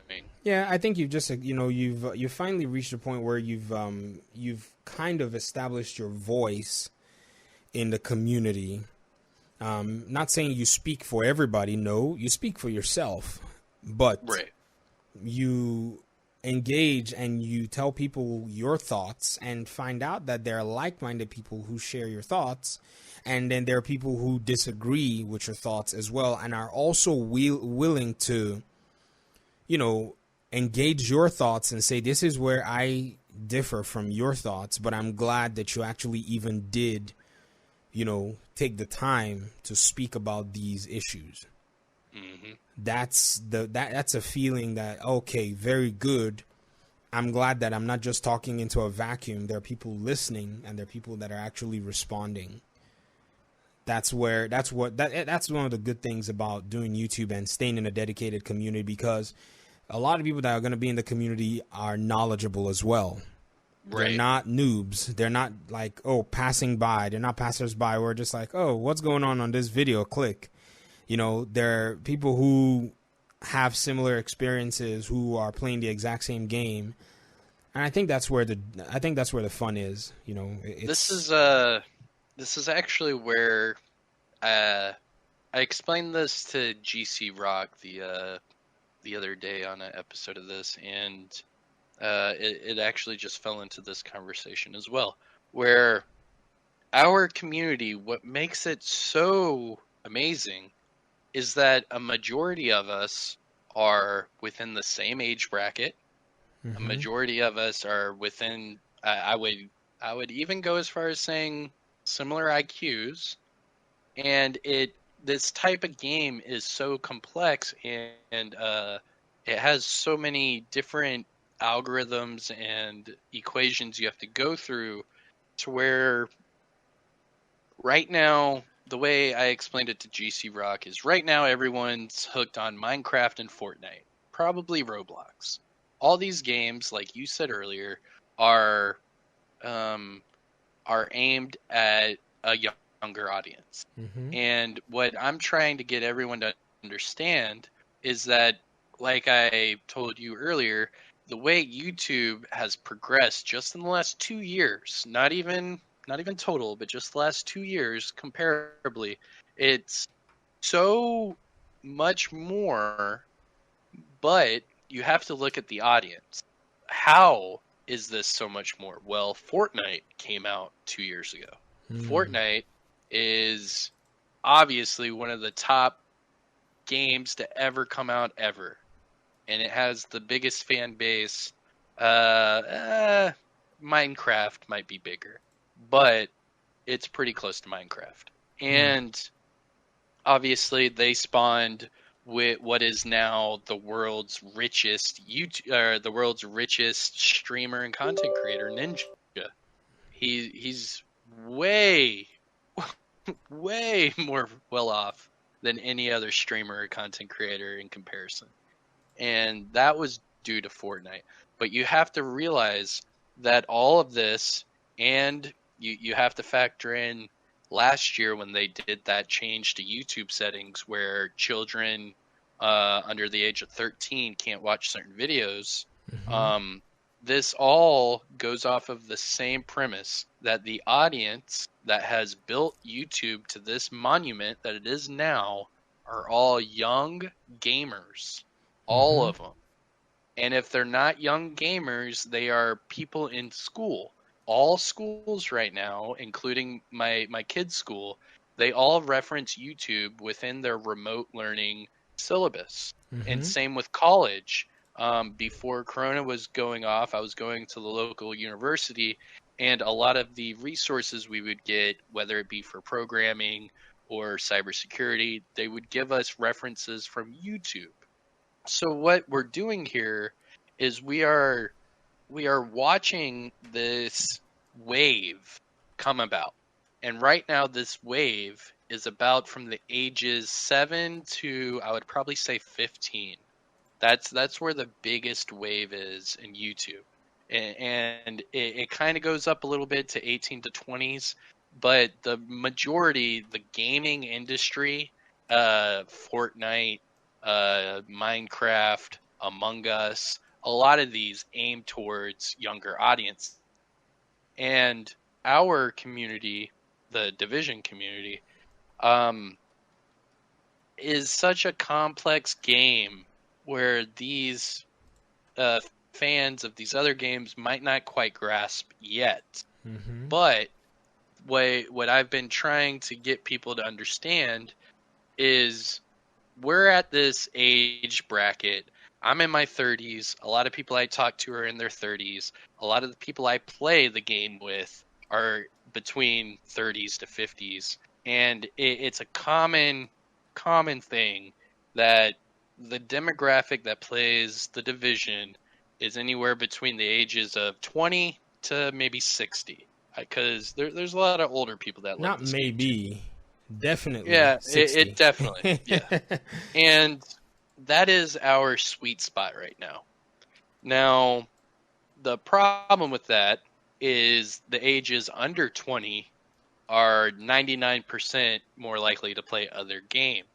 Mm-hmm. However, as this is ticking along, it is only going to get better for people like us because you play like we both enjoy the Batman Arkham series games. Mm-hmm. Those are aimed towards teenagers, young adults. Mm-hmm. Um, where these Fortnite, Minecraft players are going to eventually grow into.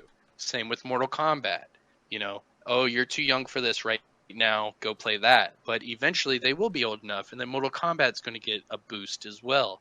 And that goes with Tom Clancy games. Because as these kids are getting older, they're going to start realizing, oh, that over the back camera angle is very similar in Fortnite than it is in the Division. And oh wow, the reticles and certain guns, they look pretty similar Oh, Mm-hmm. maybe we could try this out. Oh, wow, New York, this looks real. Oh, wow. Mm-hmm. And what we're seeing here as a like a analytics standpoint is that this big huge wave of audience is going to shift to the older audience, which um, for us, I mean, like it or not, man, we've hit this age to where we're going to get older, but we're still going to like the same games, if Yep. you know what I mean. Exactly. Yes. Um, because we're not. I remember as a kid, obviously Mario, Zelda, this and that.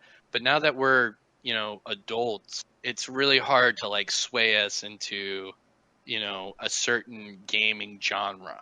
Yes. And with that being said, our gaming genre is aimed towards people like us.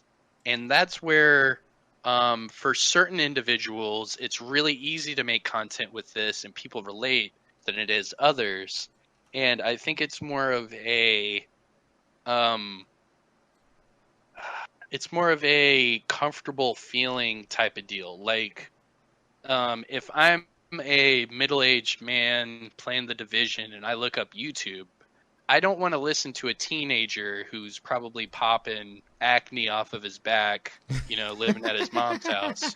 I don't really want to listen to him, explain the video game. I'd probably want to listen to Gamey Daddy because Gamey Daddy sounds very intelligent and he sounds like he's more in my age range, I guess you could say. Yes. Where that makes it very easy because now the demographic is looking for people that are kind of like them that can explain it in a way that they can understand.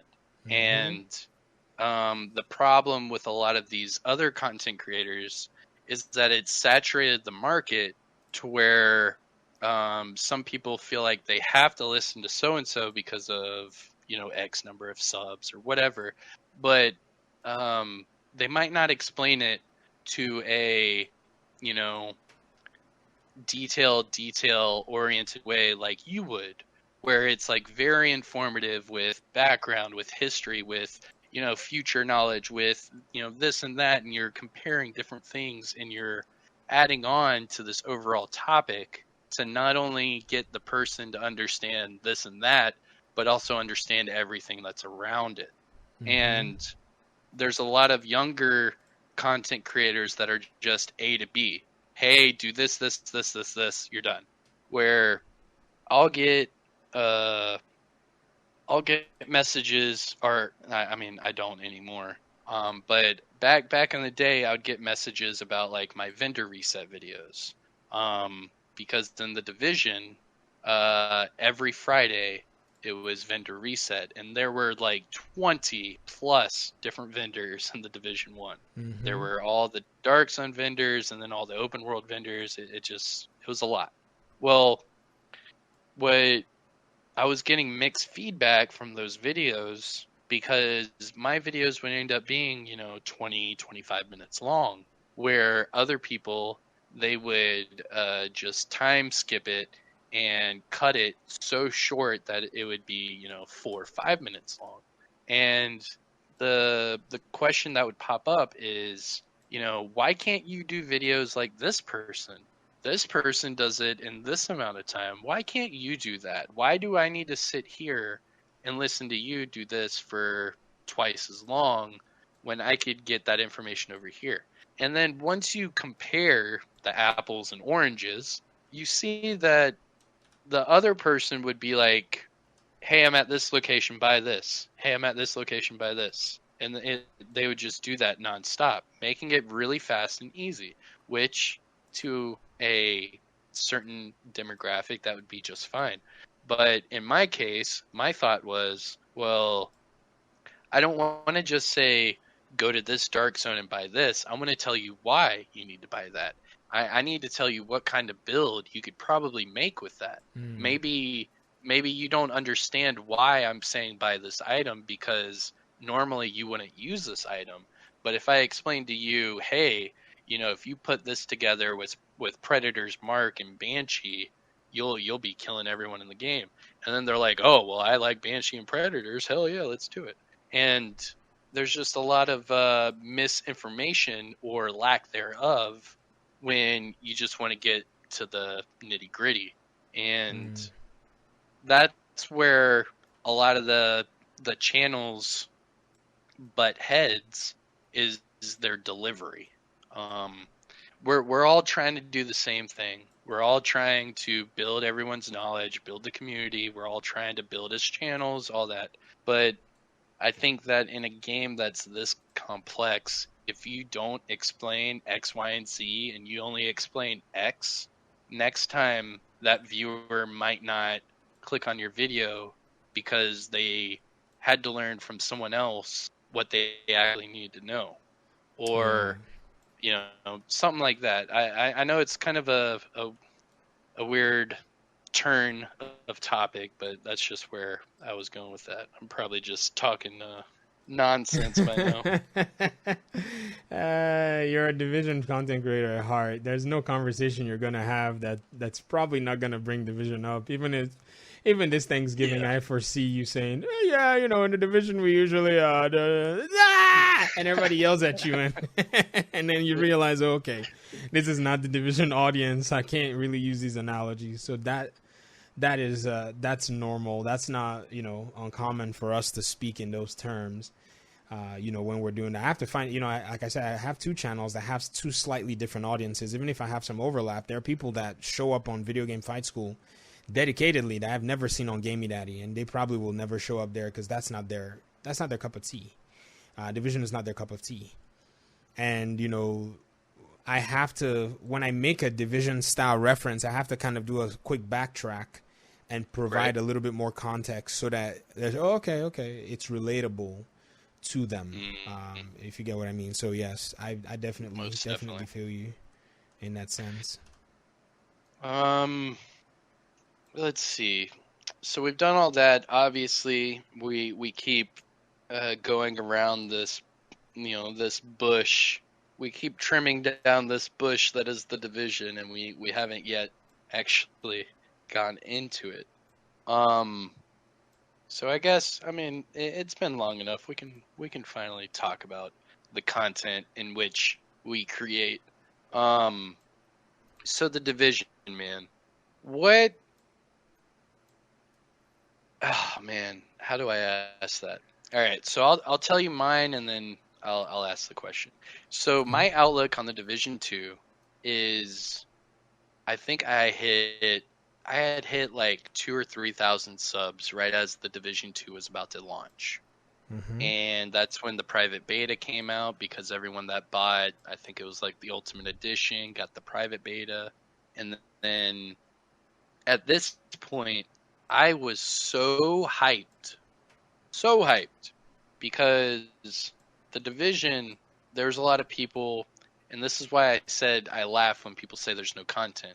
Because for you, when you hear there's no content, that means you can finally relax on a certain topic and then focus on something else. When I hear there's no content, I purposely make content to prove to others there is content, because there is so much that is not covered in this video game, and people just go and overlook it all of the time.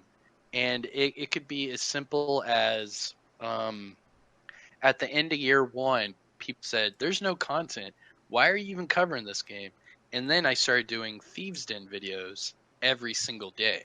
And then everyone's like, oh, there is content. Oh, man, I could buy the apartment? What? And then they're learning more stuff. And it's like, yeah, there is content. You got to look for it. And then when they took out the Thieves Den, then they added in daily targeted loot. And all of a sudden, you just replace Thieves Den video with targeted loot video. And now you have daily content all over again. Or you've got your discussion videos. I could take any part of this video game and make a discussion video on it. I mean, we could sit here and talk about clans. I think that they messed up certain aspects of clans. Like, why aren't there more clan levels? I think my clan hit max clan level like day 4, and the game's been out over, 2 years? Wow. No, not 2 years. It's been out nearly 2 years. And like, what's the point of clan levels? We maxed out, like, for me, what I did is I took everyone from YouTube, everyone from all those Facebook groups, and I made my clan day 1 of the Division 2. We were already max 50. And what I've learned is that the clan levels, there's no sense of that crap. Another thing is the clan tag. You can have any clan tag you want, and it can be a duplicate of any other clan tag.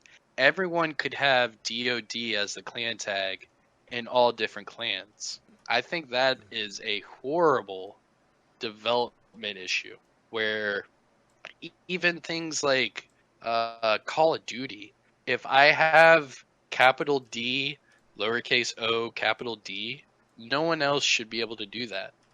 And in fact, the way they do it in Call of Duty is if you're DOD, no one else in the entire game can have DOD.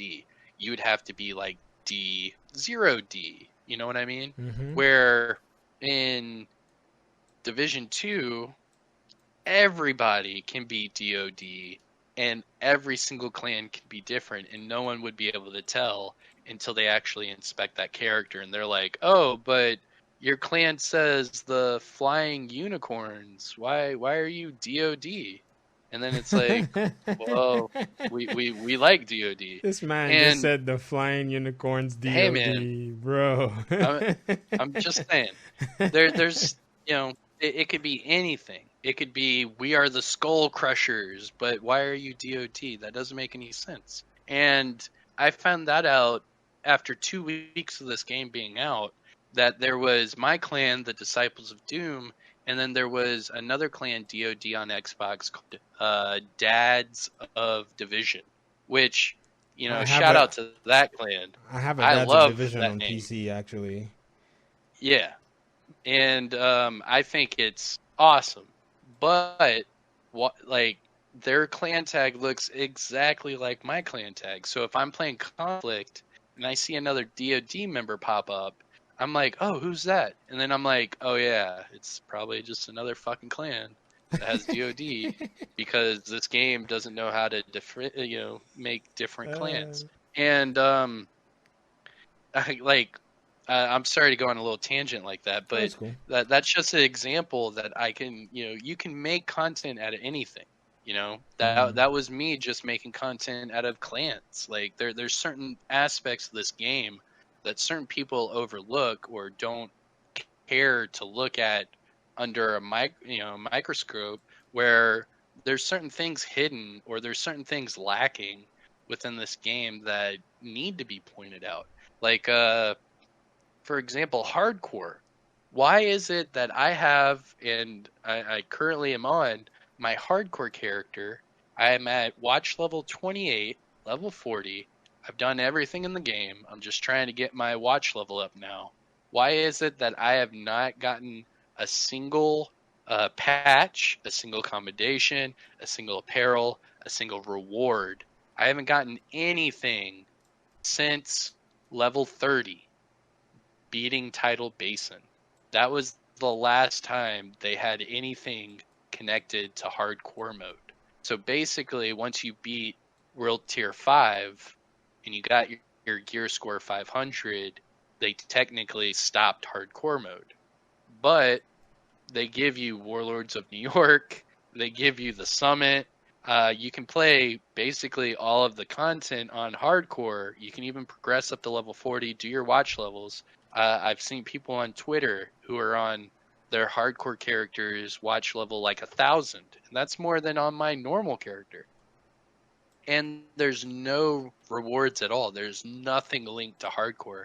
In fact, if you go and make a hardcore character right now, it still tells you it's in the beta mode. Because hardcore was a beta project. And I made a video actually critiquing it because that's all it was. They said we just had a team that was excited about this idea.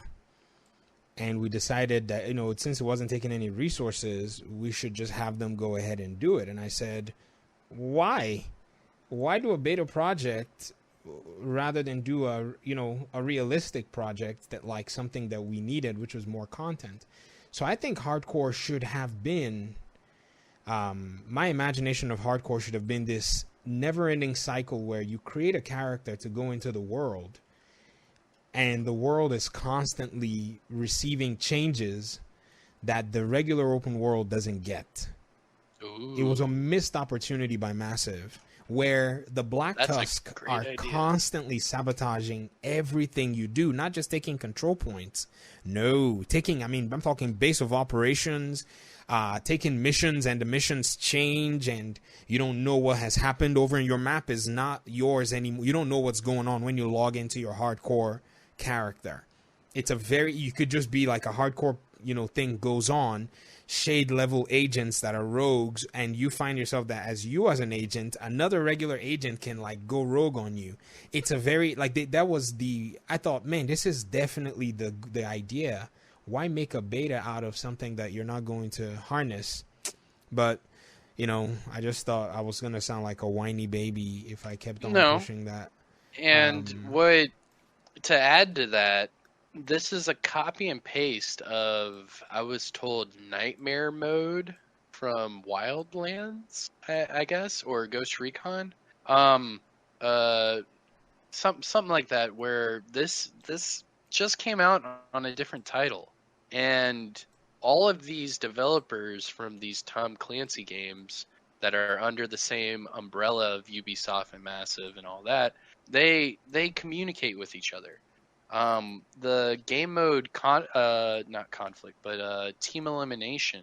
Team Elimination was introduced, and it was a Ghost Recon Breakpoint PvP mode that they copy and paste and just put in the Division 2. It's the exact same thing. And what a lot of people were noticing is they were calling this Nightmare Mode. I guess that's what hardcore mode is on one of those Ghost Recon games. And it was the exact same thing that was introduced just a little bit before hardcore mode was. So a lot of these things that have been added to this game that have been not doing as well, or not approved by the community as well, seem to not have been original Division projects.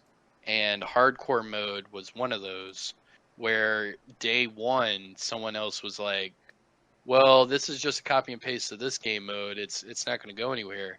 And it really didn't go anywhere, and it really upset me. I haven't been thinking about it as much in depth as you with the ever changing world. I think that would have been amazing, showing that this could be a completely different game if you were a hardcore player. Mm-hmm. I think that would have completely shifted the place. It would have changed everything. It really would have. It would have become more competitive. It would have become like more of bragging rights. Like, hey, me and my squad are, this on hardcore, and it's like, oh wow, like how could you do that when the world's changing every 12 hours? Like, what if you logged onto your hardcore character and all of a sudden you had to beat a Black Tusk encounter because they took over the base of ops and you can't even spawn? You start the game and you're already in combat. And being hardcore, you can't die, because if you die, you lose everything. Mm-hmm. And you can be mad for weeks. My hardcore character, I ran into this whole thing and I couldn't get out of it. That's what I thought hardcore was going to be. Mm-hmm. I was and that's how it should have been, to be honest. That sounds amazing. I didn't even think about it that way. My closed-mindedness, I was just thinking, man, I wish I could have a cool patch, but nothing. And you're over here thinking about all the other, man, that could have been amazing. They could have really done something with that. And it's even to the point where I've DM'd several developers, and I've tagged them in several Twitter posts where I'm just begging them to show hardcore some sort of love, because every time I mention it on my channel or every time I post a community tab pic of like my progress on my hardcore character, I get several people telling me, "Oh, well, I'm shade level, 1000 on hardcore," and it's like, man, you play more hardcore than most players play normal, and it's still in the beta mode. Like there's some hardcore player base there that the developers are just kind of ignoring, but uh, they can't show you an apple and then uh, give you a disadvantage for eating that apple, if that makes any sense. Mm-hmm. Like they're showing us, hey guys, here's this hardcore mode, you should try it. And then if you love it, you're basically being penalized because it's like, well, I loved it, but you're not adding anything to it. And why would I do this if the watch doesn't sync up with my other players? And if I'm not getting any patches, why would I do this when I could be on my normal character doing season 3 stuff, getting cool backpack trophies and patches? There's a lot more, like there's no hardcore outfit. I think you got a YOLO baseball cap after hitting like level 2, but there's nothing else in the whole game. Oh You get my. the baseball cap and you get like 4 patches, and that's it. It seems like an opportunity that they threw up there to see if it would stick, and then when it did stick, they had nothing to add on to it. And the developers that probably did this as like a weekend experiment, they're not working on it anymore. So now you have a beta game mode that a lot of people play day in, day out, that's getting shown no love at all. And then that kind of goes into the whole PvP thing, where PvP isn't getting shown any love, and if people understand anything from the first Division game, is that the PvP community was the Division community in Division 1. A lot of us love to do incursions and PvE like that, but the motto that I always thought of when playing the Division was I PvE to PvP. And that Mm-hmm. was like the motto of everyone, where I'll do all the incursions, I'll do all the resistance, but once I get all my gear, once I get that perfect build, I'm going into the dark zone. I want to go have fun. Mm-hmm. And that was a huge chunk of the community for the Division, to the point where all of my videos that built me up on that last little stretch of Division 1 were all build videos and PvE centric videos and vendor reset videos, but all of which were to help the player get the build they needed to go PvP. It Mm. wasn't it it was very rare to see a video where a guy's like, hey, this is the best PvE build. And it was like, well, we all PvE. We want to know what's the best Predator's Mark build to get the best PvP bleed. We want to know how to be unkillable wearing Nomad. We want to know how to properly use Banshee. And it became this overall knowledge that everyone in the community, they knew how to PvE, they enjoyed PvE, and then the hardcore community took all their knowledge and all their build diversity from PvE, and then they went into the dark zone. Mm-hmm. And it's really sad to see the complete opposite happen with the Division 2. And it's so opposite that if if they just keep catering to the PvE community come year 3, it just shows that this entire creative development team as a whole is completely different. Because what they've shown us since day 1 of Division 2 is that they are doing nothing like they did in Division 1 except for all the bugs and all the patches and all the ways of them to stretch out content. That's pretty consistent.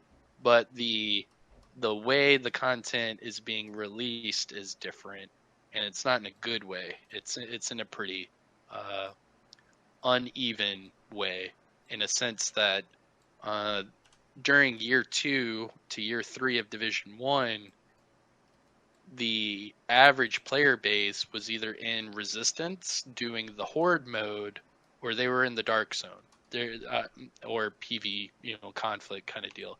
There was some strong survival player base and a little bit of underground. There were some still underground tryhards, but overwhelmingly, if you weren't trying to get, level 100 on Powerhouse, then you were probably in the Dark Zone, getting your shit pushed in.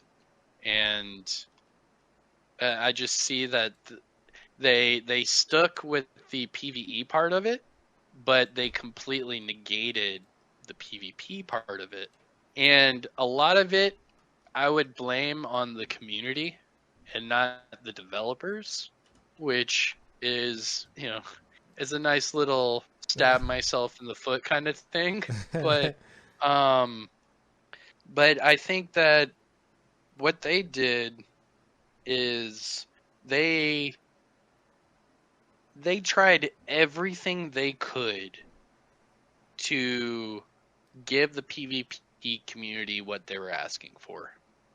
And the Division 2 was a clear sign that they went overboard with that thought, where, you have to think about all the big problems with Division 1. So chicken dancing, that was a problem. How are we going to fix that? We can make it a cover-based game. Okay, that's fine. Next part. What's wrong with the Dark Zone? Well, it's too big. All right, so we'll split it up. Okay, done. What's the next problem? Well, there's a lot of kids that like to talk shit. Well, okay, so we'll enable a setting that'll turn on or off VoIP. Okay, that's good. What's next? Well, there's too many people in the Dark Zone, and when you go manhunt, everyone's just chasing you. Okay, so we'll cut the player down to half. So all of a sudden you have these small little areas that should be no holds bar, every man for himself, and it has now been turned into these 3 little sandboxes where if you kick sand on another person, they're either going to run away and never come back, or they're going to try to fight. And I'm talking all this because I PvP nonstop. I think I'm like top 0.2% of PvP kills on Xbox right now. That's crazy. I've maxed out all my characters on Conflict. They're all level 100. All my characters are max level in DZ, even though that doesn't fucking matter either. And what I've noticed is the PvP community has taken the biggest hit out of anybody in this gaming franchise, because the Dark Zone, and people that are going to be listening to each of these podcasts, I'm sorry in advance, I've said this I think on every single episode, is that in the Division 1, I could farm the Dark Zone by myself. I could start off in D1, and I could work my way all the way up to DZ9, and I would be able to run into 4, 5, 6 different groups of people. Some of them might be farming, some of them might be doing 1v1s, some of them might be doing manhunts. It's just really whatever you want. And the thing with that is that there was room for activities. If you like that movie, Step Brothers, there's so much room for activities. We could do karate in the garage, and there was this sense of space. Like if I were to go manhunt up in DZ9, and I knew people were farming in DZ2, I would know that they would not run up to get me anytime soon. And if they did, it's either because they really wanted to PvP, or, I'm manhunt. Something like that. there was always this room, this buffer space, I guess, if you will. And there's no buffer in Division 2, where there's no give and take. And in the Division 2, all this diversity that we had in Division 1, where I could see 1v1ers in DZ4, I could see manhunts up in DZ9, me and my buddies could be up in DZ1 farming landmarks. There was so much room to do your own stuff, where in Division 2, you have the opposite. It's like they threw us in one room, put something in the middle of the room and said go for it, and then the first person that got it has it, and everyone else is shit out of luck. And that's how the Division 2 PvP is. There's only 3 types of people in the Division 2 Dark Zone. You have the farmers, where they're only going in there to farm, and if you kill them, they will not come back. That's they do me. not care. That's Yeah, me. you don't care if I stole your stuff. You don't care. You just want me to go away. That's me, man. And that's the huge part of the Dark Zone right now. And as soon as I get a kill, they don't come back, and then I'm like, all right, I guess the Dark Zone's dead. And then you have to match make for a different Dark Zone, because it's so small that you have to just keep changing your instances until you find a Dark Zone that works for you. And that could take up to an hour. Like, that could really take up a lot of your time, because they changed it this drastically. And the next part is that you have the checkpoint campers. And the only way I can describe this is you go from the most PvE, I don't want to PvP, if you touch me, I'm gone type of person, to I PvP so much, if you leave this door, I will kill you type of person. And those are 2 completely different extremes. If this were a seesaw, they would be on the 2 completely opposite ends. Now, the third type of person in the Dark Zone is myself. What I like to do in the Dark Zone, because you do need to farm in the Dark Zone, because that is where you do get really good stuff. And there are PvP exclusive items that are very common in the Dark Zone, but they are very rare outside of the Dark Zone. Now, with saying that, my philosophy is, with these really small, stupid Dark Zones, is you PvE to PvP. Same mentality. What I do is, with DoD, they know that I call it asserting dominance. If I go into a Dark Zone, I see a red landmark. I say, all right, guys, let's go hit these guys at this landmark and show them that we're in this lobby. Because then and there, it asserts dominance, and it shows me what of the 3 types of people you are. Either you're going to run and never come back, and I just took all your shit, and now I get this Dark Zone to farm. 2, you come back and we actually get to have fun. Or 3, you're going to sit at the checkpoint and wait for me to go to the checkpoint. Now, these checkpoint campers, it's not just the ones that go rogue. It's also the ones that wait for you to go rogue.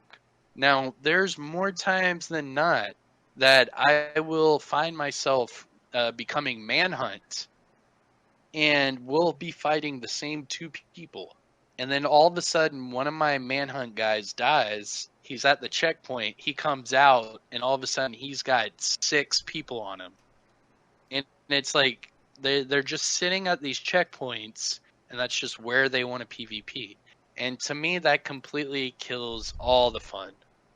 Is that in the first Division Dark Zone, the checkpoints to area of I don't know what you would call that, area of operation, they were pretty equivalent, where the 2 checkpoints were there because it would take you 3 to 5 minutes to run from one area to the other, where in the Division 2 it's the opposite.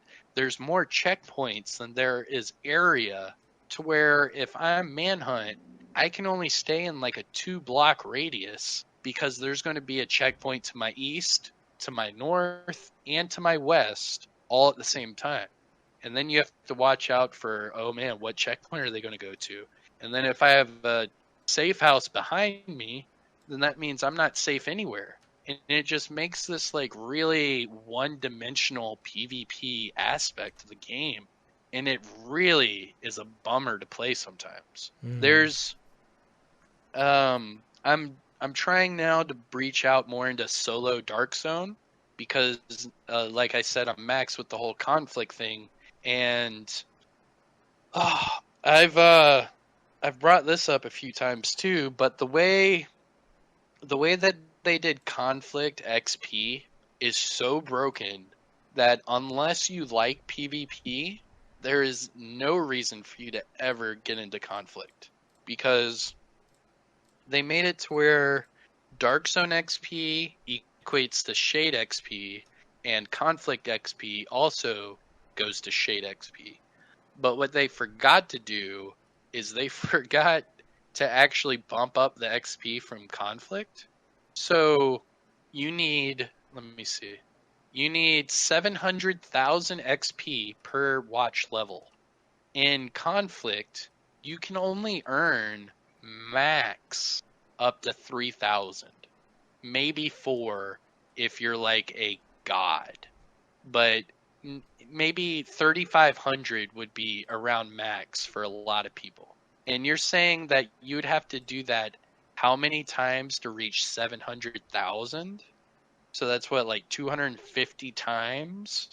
So, doing this XP like BS, they've made it to where conflict isn't even worth it if you're trying to max out your watch level, because I've honestly leveled up all my characters to max, and I have never had my watch level up while playing conflict. Never.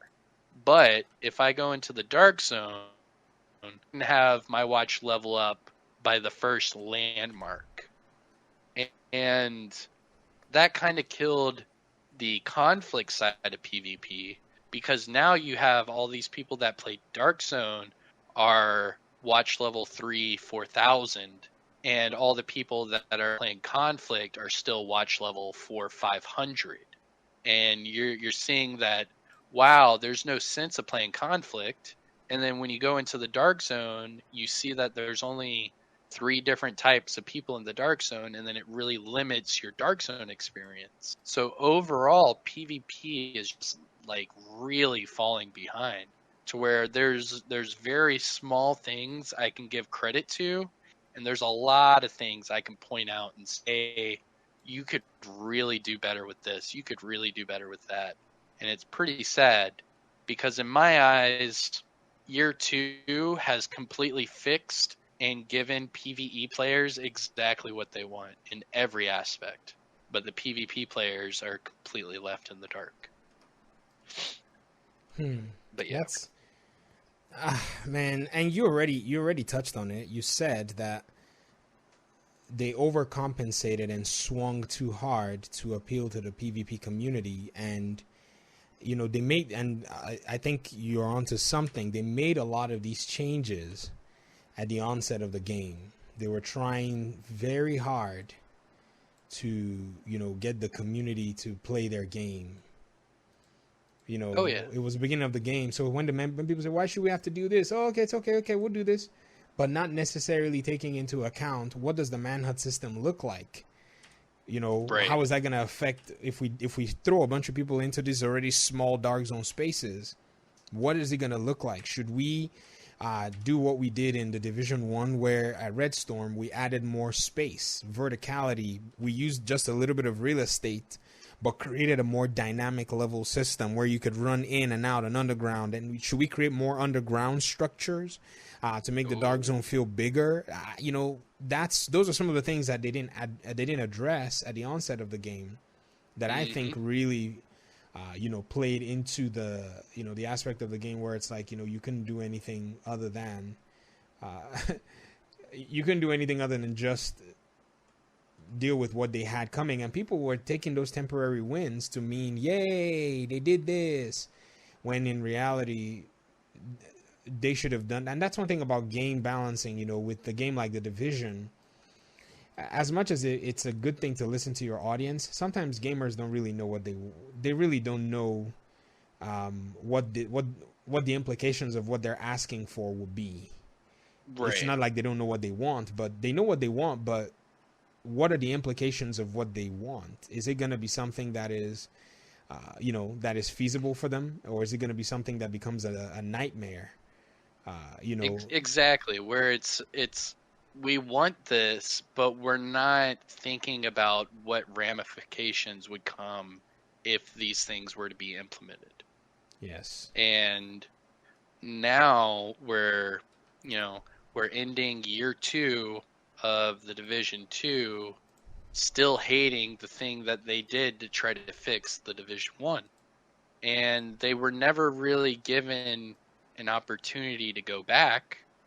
They were kind of pushed to the side and was like, all right, guys, the overwhelming percentage of community does not care for PvP right now. So what we're going to do is we're going to focus on PvE. We're going to focus on these seasons. We're going to focus on these battle passes that get people to pay $10 a pop every couple weeks. And we're going to make our money. And whenever we want to, maybe we'll come back and fix PvP. And that's kind of where we're at now, where it's, hey man, I've given you my $10 for the first, however many seasons. I've given you my money for this. I've gone through the summit where it's already gone through 3 or 4 stages of upgrades. I've already done all that. I've sipped your Kool-Aid. I'm on your side. Now give me what I want. Because I tell you right now, the problem I have with developers, and it kind of stems off of what you said earlier, where I know how much time and effort goes into this stuff. I know. I've gone to school from computer science. I've gone to school for web design. I've gone to school for cybersecurity. I've gone to school for programming. I understand. And the problem that I see as a content creator and a consumer is that I see that there is far too much man time wasted on certain aspects that nobody has asked for, when they could have put a percentage of that time and effort into something the community asked for. Hardcore mode. Well, no, but I'm just being silly. Like, the way it's set up is a beta. They never fleshed it out. So yeah, essentially, what could that team have done if they had said, "Why don't you start working?" Because year 2 was being developed when they did the beta. Why didn't they say, "You know what? Why don't you take this hardcore mode to the max? So once we launch year 2." We'll meet you where you are. So we launch year 2, we ship it, and then we throw more weight your end to start solving those back end issues that players are wanting on the PvP side, on the PvE side. A map change is not unprecedented. It's been done in the Division history. So the PvP map could have been changed. The Dark Zone map could have been changed. These are the things that I've said a lot in my past videos. And, I usually come from a historical perspective. When I say, yeah, they need to modify the map, people are going to be like, oh, that's going to take a long time. They've done it before. It took a long time. And with the smaller team at Red Storm, too. It didn't, you know what I mean? It wasn't necessarily just a couple of guys. It was a very small team. Terry and a few guys compared to what Massive has and can pull, together. So, I don't know. I completely agree, and I know you've talked about a lot of these things, and so have I, but I think I just finally wanted to talk to you about it. Just because we really do hit a lot of the same tones, but it's very rare that we'll ever be able to, bounce them off of each other. Yeah, man, so this go straight into my thing about PvP in year 3 is that they're doing the same stuff they did in Div 1, but it's in different orders. Their priority has changed a little bit because of it. Where, how can I say that better? So in Division 1, PvP was in a good spot. It always was. You had your Oz Dark Zone that took out nearly half of the entire map of the game. You had later on you had the expansion, I believe it was expansion 2 or 3 with Last Stand and Skirmish. And then they even added PvP into Survival, which was my favorite. I love PvP Survival. Love it. Now, what they did there is they had that part done. It was good. I mean, yeah, there was, the shit talking, and there was, some bad stuff here and there, but overall PvP was in a good spot. There will always be metas, and with social media and YouTube the way it is, there will forever be metas. It's just what people like, what's the most powerful, what gets the job done the fastest. It's going to be your meta. A lot of people hate the word meta, but it's the way it is. And what the Division 1 had was it had changes in meta, but the consistency there was PvP was in a good spot. We didn't have a lot of fluctuations. There was the jump from stamina to toughness, I believe, but there weren't really big game changers. Now, year 2 of Division 1 was focused mainly on PvE because they already had PvP where they wanted it. So then they focused on Westside Pier, Resistance, incursions, and global events. And what this did is it shifted the player base. It went from PvE to PvP. Now we're all PvPing, and then they got us to go back to PvE. Hey, do resistance. Hey, do incursions. And it got us going back and forth, PvE, PvP. And what they completely jumped over for Division 2 is that they never established that consistency with PvP. It was at the bottom of the barrel at launch. At launch, we had during the damn public beta, we had Berserk and Clutch builds already made, and the game wasn't even out yet. And it was, hey, Berserk, no matter what you do, go get Berserk, Berserk, Berserk, Berserk. And it got to the point where Berserk was so popular, they took it out of the damn game. That's where the developers, especially in Division 2, they see what you're doing, and they don't want you to do that. So they either nerf it or they take it out of the game because they want you to do other stuff. Like Thieves' Den. There was no reason to take away the Thieves' Den. If it was because of the vendor and they felt the vendor was giving too much benefit to PvP players, they could have simply took the vendor and put it at the DZ main entrance with the other vendor. But instead, they took out the entire thing. And that I thought that was horrible, because in front of each Dark Zone, there's space for 2 characters, and there's only ever one for the Dark Zone vendor. It could have been easy to develop and program that same character in the Thieves' Den to just pop out in the main entrance with the other vendor. I saw so many ways of going around that they completely killed another aspect of the Dark Zone that I thoroughly enjoyed. And the worst part is they didn't replace it with anything. In fact, they didn't replace it. They just took it. So they lowered PvP from where it even was. And this is just like the Dark Zone perks. Half of the Dark Zone perks don't matter. It's just there's so many little aspects of this game to where it's like you could have done so much, and it just, I don't know, it just fell.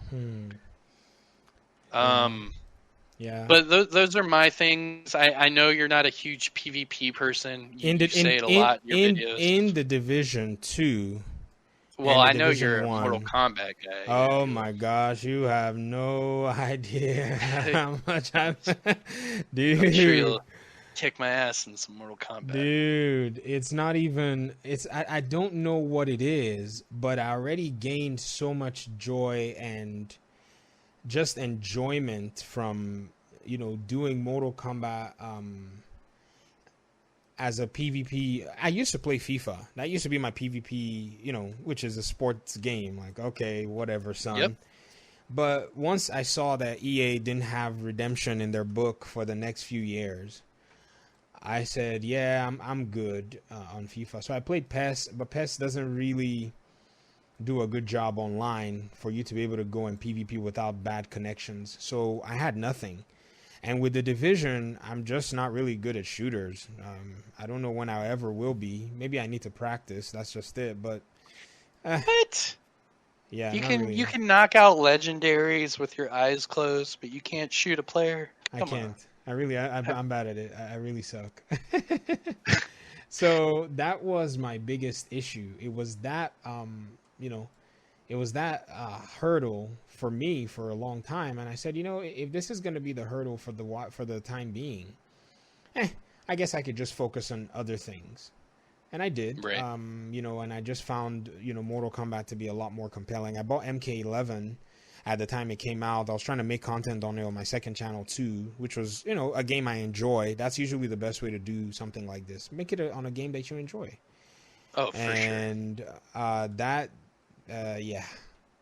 The YouTube algorithm did not like Mortal Kombat 11. Hated Mortal Kombat 11 like with the hatred of 20 fires. So that was failed. it the copyright or It was the just gore. Oh, okay. YouTube Gore. didn't like the gore. They marked it as violence and See, whatever. So that I tried to go into Kingdom Hearts when Kingdom Hearts 3 came out. copyright, yeah. I did the first day I streamed and they took everything from that stream and said it was all copyright. Yeah, And I that's was like, well, that's from the owner of the copyright, big yeah, Disney. yeah, That's Disney, them. man. Mm-hmm. I remember doing one Kingdom Hearts video on my other channel. That's my testing ground for stuff. Okay. They also got hit with a copyright strike as well. Just a while later, they were like, "Oh, this has this on there." I said, "Okay." It's not like it doesn't really have any major. It's horrible too. Whatever. Not only that, but the reasoning is what do they say for the reasoning? They say likeness. There's too much likeness of each character, and it is copyright. And it's like, but I'm playing the game that they made, and it's like, nope, it's copyright. Disney doesn't Come on. care, man. No, and that's where Hamish and Yannick and a few of the developers they have publicly said on State of the Game before, and I think you've said it too, where we need to be more humble about being able to cover a game like this because they have given us the privilege to work on it. You know what I mean? Ubisoft has given people the privilege to just use their IPs and have fun.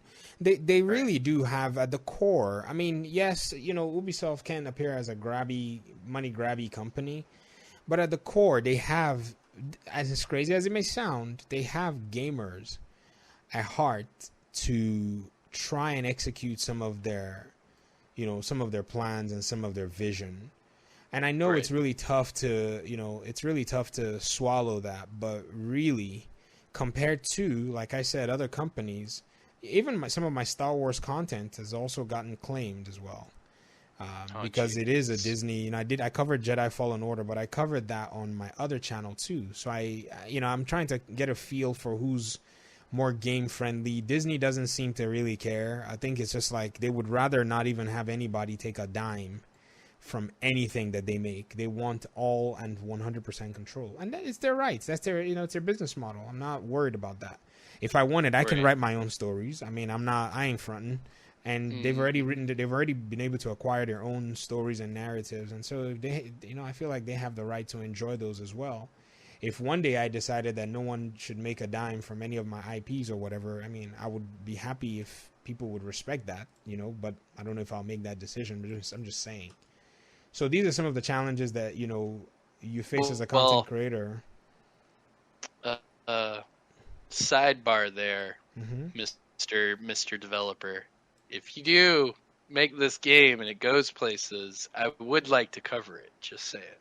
By all means, cover it. I've been a beneficiary of a company that said that said by all means cover it. I'm never, you got to be willing to understand. So this is the beauty. If you don't play it, I have the mindset that I'm probably going to be the only one playing it.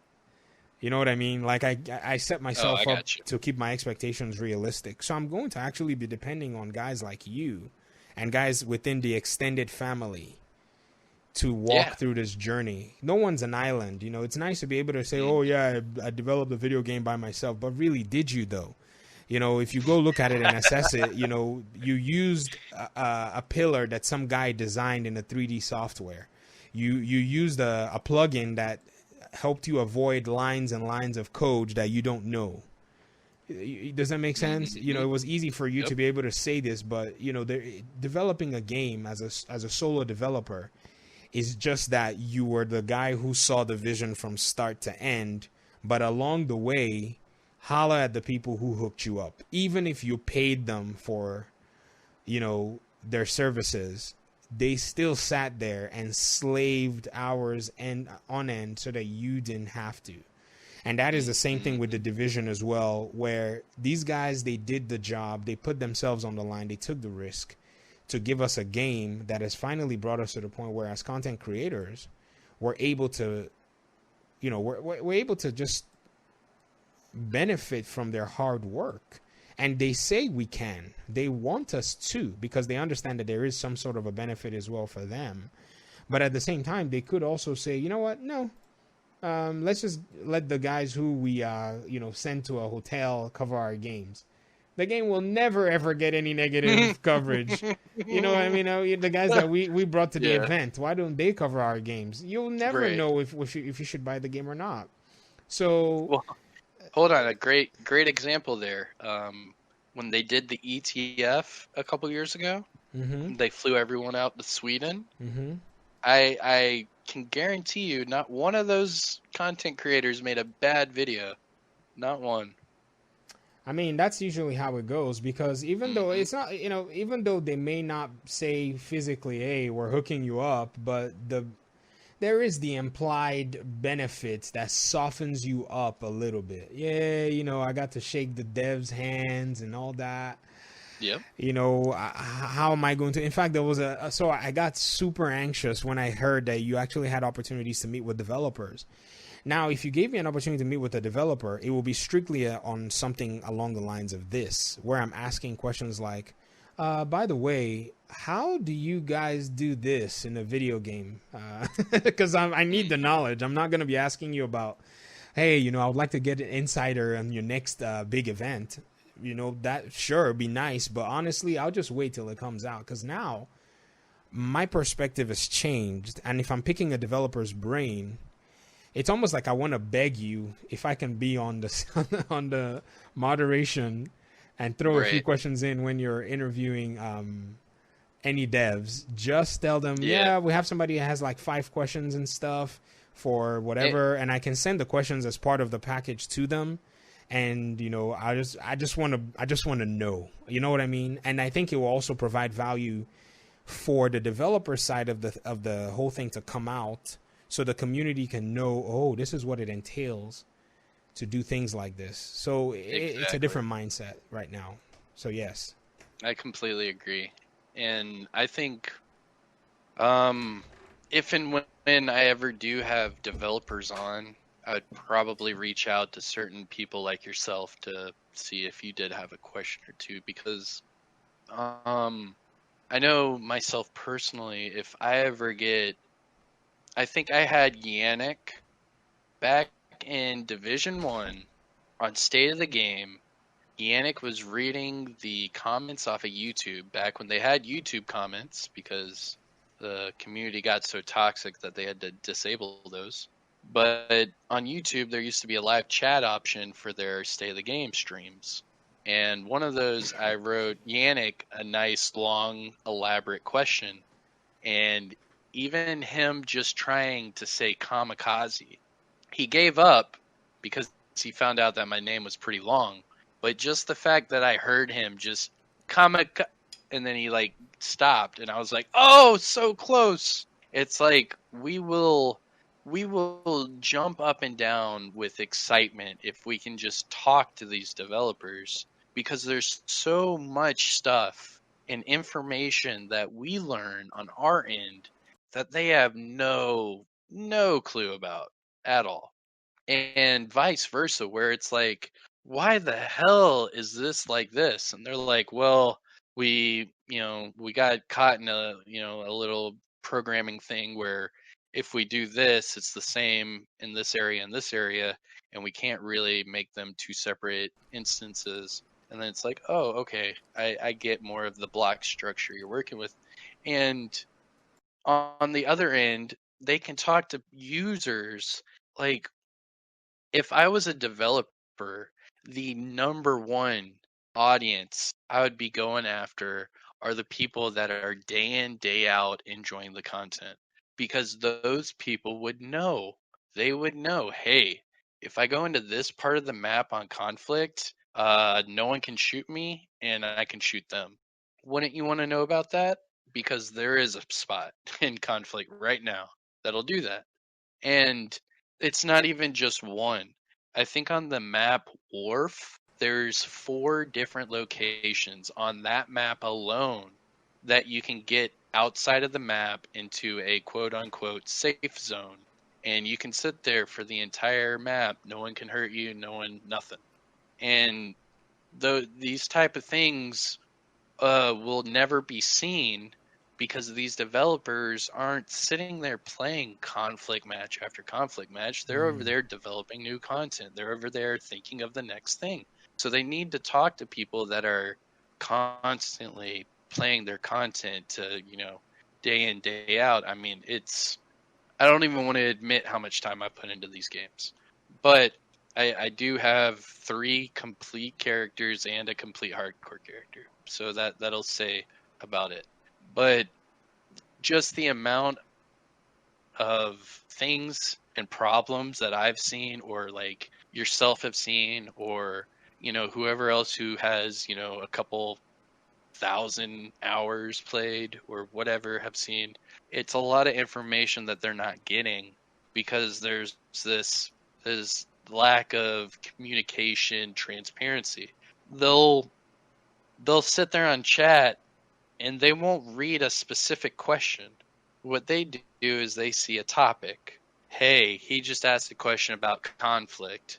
That's PvP. There's nothing about PvP, which completely negates the question altogether and just moves past it. Or if someone's asking about, hey, what about this spot in the dark zone east, checkpoint, and they just skip over and they're just like, nothing for PvP. And it just seems like no one's voice is getting out there, so they're not really getting the information that we're trying to give them. And then they'll go and try to talk to the same 4 or 5 people on Reddit or Twitch or whatever. I mean, over the years, you've noticed that Hamish, so there's 2 huge things that are common, well, 3 actually, that are common with Hamish. Have you been watching the State of the Games the entire time? I've been jumping in and out because it usually almost conflicts with a portion of my break at work, but Right. that's about as much as I can watch. So Hamish has been the host for pretty much the entire thing.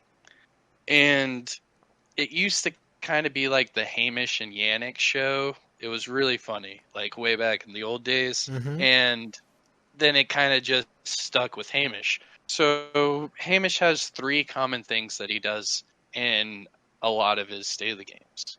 1, you can count on Hamish to give you these facial reactions and recognitions to certain subjects, whether it be one of the developers will say a question that they just read in chat, and then you'll see Hamish's face on either he agrees or disagrees, or he knows or doesn't know. And more times than not, in fact, it's always pretty much true to a certain point that he'll either give away the answer or he'll just beat around the bush, because in a sense Hamish is the closest to us that anyone is over there at Massive. He's basically the creative lead for the community. And that's the first part, is like if you hear Yannick talking about PvP and Hamish rolling his eyes, you know how Hamish feels about it. The next part is Hamish always shouts out the exact same content creators. Over the span of the last 4 or 5 years, it's always been the same 4 or 5 content creators and streamers. And another thing, especially in Division 2 State of the Games, is that he always shouts out the same people for the agent highlights at the end of the video. If you wait for the scroll, you'll see the exact same names every week. and it just shows that these developers have these inner circles, that they look at their inner circles, kind of like what you said about developing your game, that you would want to consult your inner circle about your game to make sure that it's good to go and that we approve, and we try to find whatever's wrong with it, X, Y, and Z. And they try to do the same thing, but it seems to be a very, very small circle. In my head, I would think I would want, if I was a developer, I'd probably want a couple hundred people in my circle. And then I would probably want about 50 in my tight circle, and then probably about 10 in like a private circle.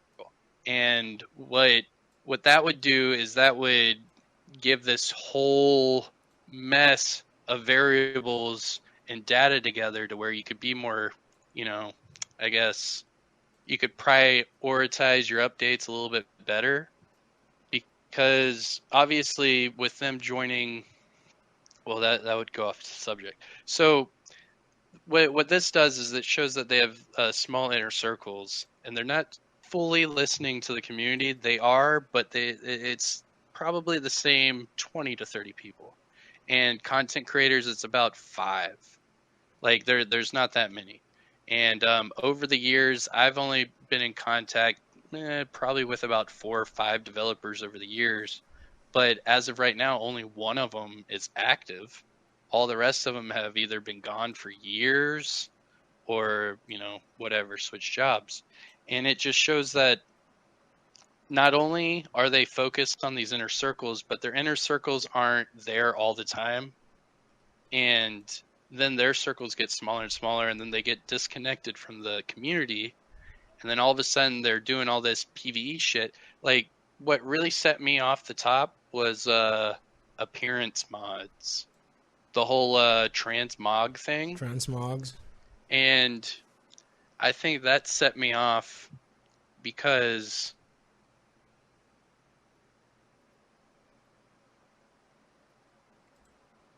Are you there?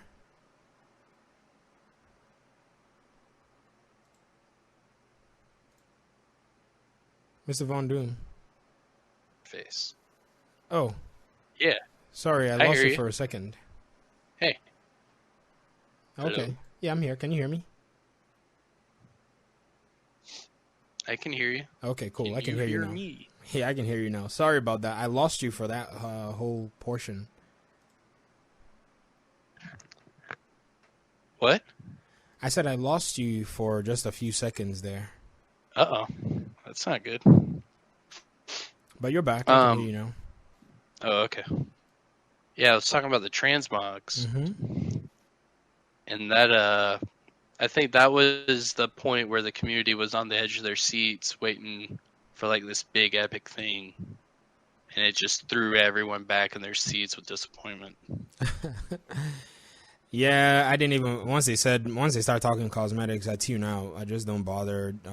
I can understand wanting to keep monetizing your game and all that, but, bro, if you're not gonna bring anything of value, just I don't know if we can say that cosmetics are not valuable. They are valuable to the developer. The developer can continue to make money from it, but honestly, I would rather not. I would rather not deal with your cosmetic sales pitch. I just tune out of it because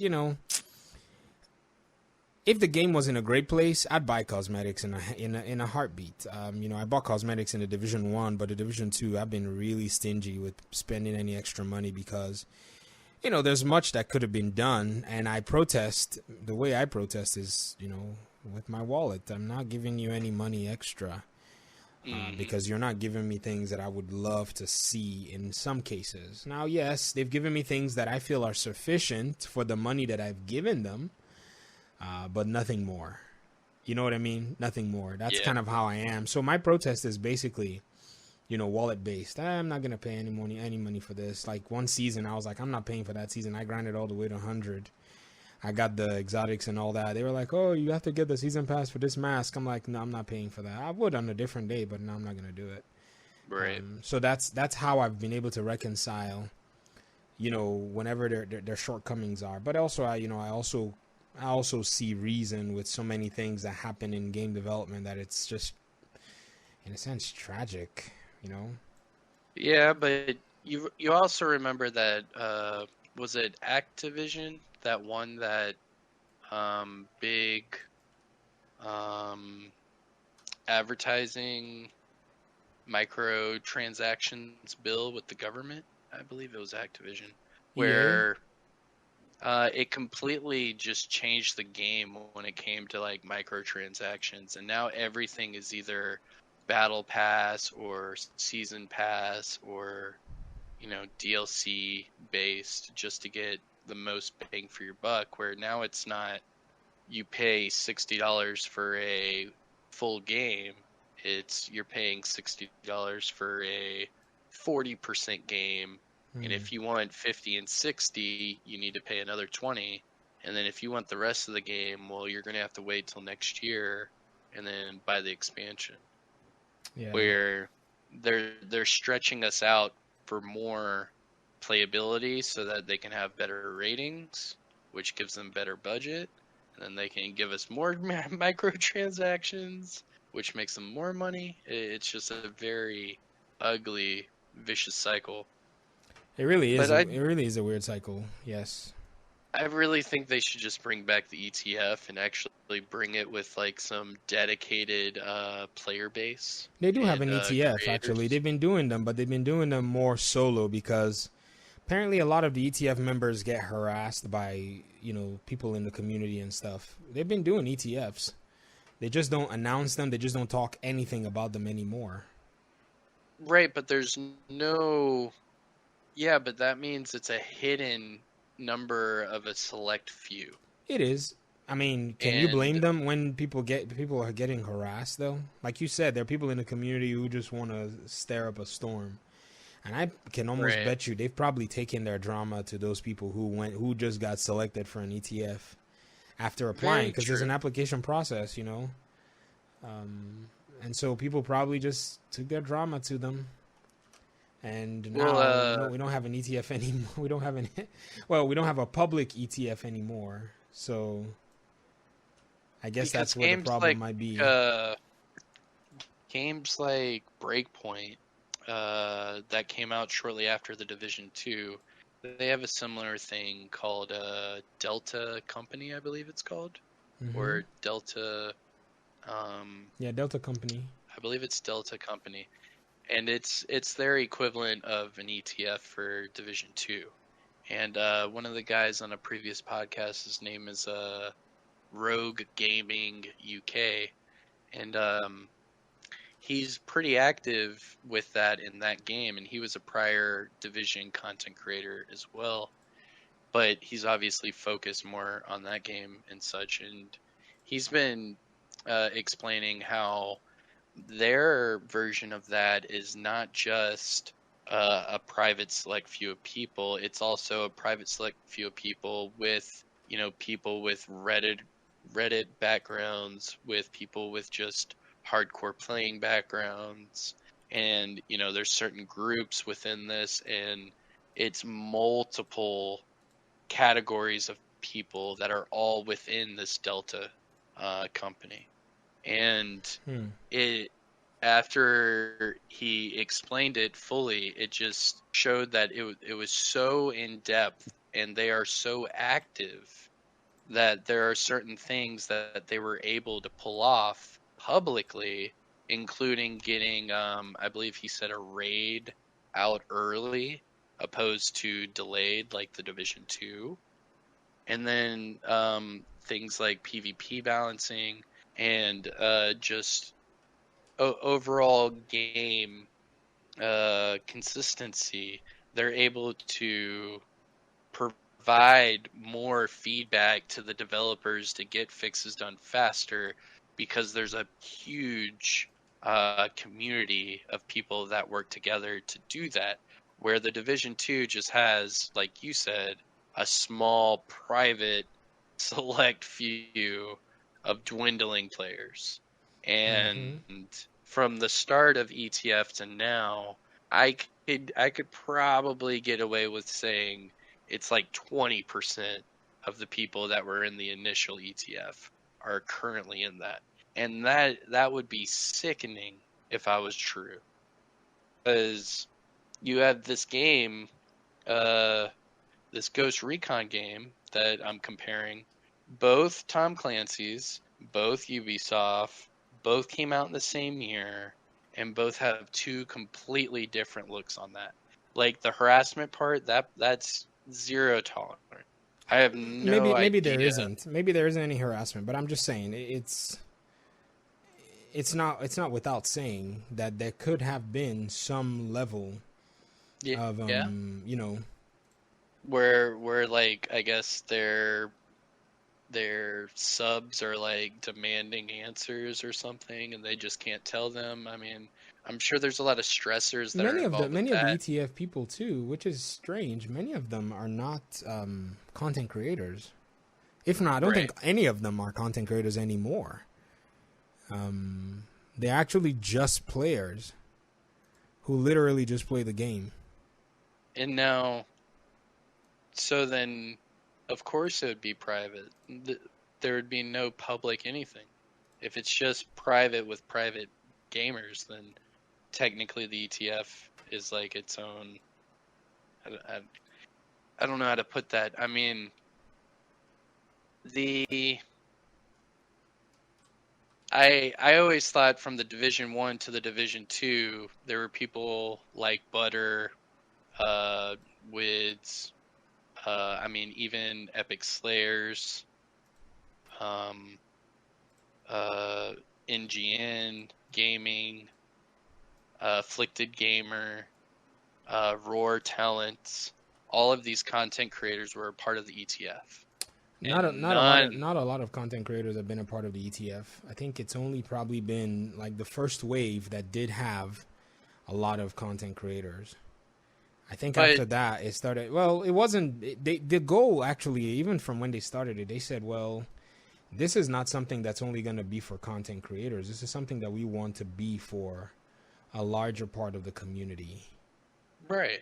So, but what I was saying is that it had content creators in it. Yes. Where yes. There was this old ETF that never really evolved into anything. It kind of dissolved, actually, and it, compared to other games that have come out the same time, it's like insane to see that it just dissolved into like this little private, like you said, solo basic testing. I mean, it's kind of sad, man, because come to think of that, like whenever I was doing that private server, just like a lot of other people, a lot of it was solo. Like whenever I was testing, because no one I knew had it. The only people I knew that had it were all content creators. Now, obviously, there's probably people from Reddit, people that know some developers, people that are part of the ETF. they have it as well, but I didn't know anybody.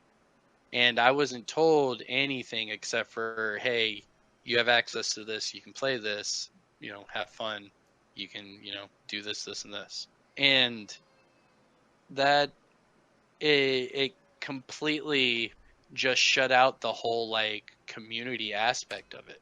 Like, why not set up these servers with the ETF people?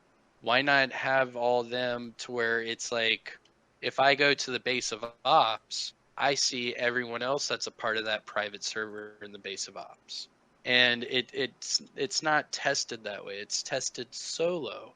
What does our developer build do when you're playing it? And that's all they care about, solo experience. Mm. But I think doing that kind of takes away from I don't know, the overall community aspect of it, and feedback overall, I think would increase if you could bring these people together and not keep them in the dark. You know what I mean? Mm. Very true. Very, very true. Because that's really interesting that you said that. That if they could, I don't think like you said they really have a lot of experience on how to consolidate their content creators into their pipeline, and that's what Destiny has done a good job on. Right. They've been able to get their content creators to be kind of a huge portion of their development process, whereas I think Ubisoft is largely secretive, and they have to follow their ideals, and so the good old way of doing things, still hinders a lot of potential, but there's also risk, that you can't really blame them for. This community hasn't necessarily, it's not our fault, it's just elements within the community that haven't necessarily shown, okay, we understand that this game is bad in this area, but how can we fix it? And let's talk our way till we get there, rather than, slap every dev on the way to getting the game working. Right. That's kind of the mentality almost, as it seems. And devs are humans too. They are subject to creative decisions and market factors that influence what they do. Say their creative director has been basically sitting on his butt since the 3-year window when they said, okay, let's get this game rolling, right? And then it's time for the game to come out. They spent 1 whole year doing a preview demo, and now it's time for us to actually get the game going. And oh no, now the creative director is going to do what? He's going to crunch the team, because if not, he's going to get fired. He's going to get sacked. So what is the environment guy going to do? The environment guy hasn't necessarily been given much of a direction, nor has he been held accountable. But then, since the environment guy has been given a lot of direction, the level guys, depending on how the company works, in the case of Massive, they actually bring the level designers and the environment designers, with a little lag. So they design the world first, and then they get the level designers in there to come and start leveling it out. Like, okay, creating structures and rooms and buildings and environments that players can interact with mission structures. And then you have mission, designers as well too. So if all these people haven't really paid much attention to the pipeline of building this house, what you're going to have is the electrician sitting out there saying, well, the plumbing guy hasn't finished up his work. There's no way I can wire the house. Right. So those are also things. And so you get the environment guy face palming himself going, well, I can't move forward if you guys don't check off on this. I'm not going to go build, Foggy Bottom, or the environment team we're not going to build Foggy Bottom if you don't approve, the White House area. You know what I mean? If that doesn't work. So there are all these different spinning wheels that you just have to. So it's inevitable to come to the point where you're just like, man, this is a dumpster fire if we don't consider all of these things. So what you need for this, I've got your solution. You ready? Mm-hmm. I hope you're on the edge of your seat. Oh boy. All right. Here we go. Big reveal. The solution to that is to have more dedicated community developers who can act as liaisons from the developer to the content creator. because you can easily have a dedicated community developer that is focused on weapons. They know start to finish every beta, every patch, everything that they've ever done for weapons. They can be the person that goes on State of the Game no matter what, and they know. Boom. You could have 50 different developers go in and out that have touched the weapons, that have nerfed, buffed, whatever, but you have this consistent community developer that is focused on that uh, subtype or that category, and they release the information to the public. That way, they are the one all be all. If there's anything, they're the AskJeeves.com, if you remember that. AskJeeves.com. I remember AskJeeves.com. So that was basically Google. It was basically Google before Google. Yes. But Yes. but I think if you kept, I mean, it wouldn't even have to be like a different community developer for each aspect. You could easily do one that's like gears and weapon, one that's like missions, Mm-hmm. one that's PvP, and then just keep that person as that figure point, because all this um, mix and match that they do on State of the Game, not only does it show that developers are just coming in and out, they don't fully know what the hell they're talking about, but it also shows that some of these developers don't play the damn game and they just develop it. Like it's beyond clear, especially in year one of the Division 2, where State of the Game, some of the developers would say stuff and I would correct them like out loud, and then they're like, "Oh yeah," and then these whatever, and then I'm like, "Don't you mean this? Aren't you the developer?" And then it just shows that it's like you said, like, "Hey, we've contracted these guys to do elements. We've contracted these guys to be Oh yeah. control point guys." Sorry, you're saying that, but this, which is even before you. I'm sorry to cut you off. Oh yeah, and then add the other studios that also help them with all kinds of other stuff too. Exactly. Like So I four think studios if work on the game in a sense. because Hamish is the only one that's been constant. And I think we would need maybe 5 of Hamish. Because Hamish is talking to these developers one on one, and yes, it gives us a lot of insight on what's going on, but it also takes these developers away from their actual job, which is developing and not talking to the community. Because it also shows a lot of these developers don't have the best speaking skills, and sometimes they end up confusing the audience more than they should, or making the audience think something. And I think if you had more of these Hamish type positions where it's him talking to the same 5 people, but these 5 people are constantly telling you what's changing with this, what's going on with Weren't they this. doing that at first, where they just did a short blurb with a question? They also have Tyler there, Riley, at the content creator from the division who Yeah, got a job there. He was doing that before.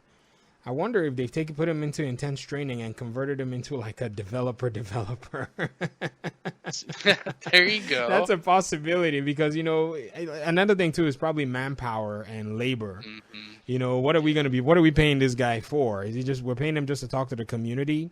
Well, what if we taught him like basic modeling where he could just make buildings, and then we could send our more experienced guys to come in and just clean up Or after him. You know what I mean? So they probably stick him in a place for like 4 weeks, do a 4 week intensive, and no, then make some good use out of him in terms of the development process. I don't know. Maybe I'm just thinking out loud. I've got a one up for you already. Let's You hear ready? it. Mm-hmm. Why not content creators? Oh boy, they will pee their pants before they let any content creator do that. I mean, Well, Ubisoft is hold on. chill though, but man, I don't know. You never know though. Well, you just gave that clear example.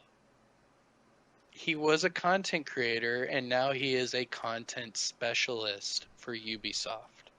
He's been True. working there for over a year. He's a Yes. content specialist. I've even shout him out on Twitter. I asked Massive and Ubisoft if they had any of these content specialist job offerings, or if his was just like a one-off deal, because I'm actually interested in that. Like, what if, all right, let's just say, because you said it in the beginning of this podcast, you said that you will continue this YouTube role until someone offers you something that is so much better that it would take you away from this, because not It only has to do be you enjoy outlandish, it, not just better, right? outlandish. Okay, so what else is outlandish but, hey, gamey daddy, what if you want to be our missions and seasons representative for Ubisoft, Good and lord. what we do is we give you a full-time ETF position where you are content specialist, you are constantly testing every patch of this game no matter what. However, you are also, dedicated to a 1 week, state of the game where you have to be the representative of everything missions and, seasons. I That's mean, probably how does I would do my own development. Whatever. I'm that kind of person, honestly. A corporation is limited by its a corporation is usually limited by its need to keep things in a weird pipeline. But the guys guys like us that do the groundwork, that don't necessarily care about the all of the fine details. right? This is the area that I feel we would succeed in, Well, because we don't have we don't we push the boundaries because the tide is against us, yes. if you get what I mean. So that's a very amazing. I mean, yes, if somebody said to me, "Oh, would you like to do this?" and I had to do it on my own terms and stuff, I'll be happy to do that. But I've looked at Ubisoft jobs, man. They want you to move to a new city, and I'm like, I know, man, but just think of this, man. It's remote and you can connect to them on State of the Game via Zoom. perfect. I'm down with that. I mean, come on. If they're I I willing to should take the I breaks should be. off, if they're willing to take the breaks off and not Oh my worry about gosh. those requirements, I should perfectly I should fine. be their PR guy, man. Honestly. Perfectly fine. If they are willing to take the breaks off, they will definitely get the participation that they're looking for, without any stress or any issues. They will It's get my it. dream, man. It's They my will get it, dream. no doubt. I I want that mean, job. no doubt. Give And me I that mean, job. I'm really, like, I'm serious. Like, if they would take the breaks off, they are definitely in for some measure of success. That, man. Well, so think of it this way too, man. Like I've been describing to you the future of the YouTube market and how our our demographic. Okay, so it's kind of like that movie Dazed and Confused. You know the cool thing about content creating? I What's haven't that? haven't heard I it. get older, but everyone else stays the same age. And it's old. Sorry, it's a Matthew McConaughey uh, quote from back in the day. But Oh. Dazed and Confused, it's kind of like a stoner movie. Um, it wasn't that big of a movie when it came out. So, anyways, the whole thing of content creating is that us, the content creator, we might get older, but our demographic will forever be between the ages of 20 and 60. And the Mm-hmm. way YouTube and the YouTube market is, it's going to hit that 20 part here in the next few years, and we are all going to get a huge boost. The whole market's going to get a huge boost.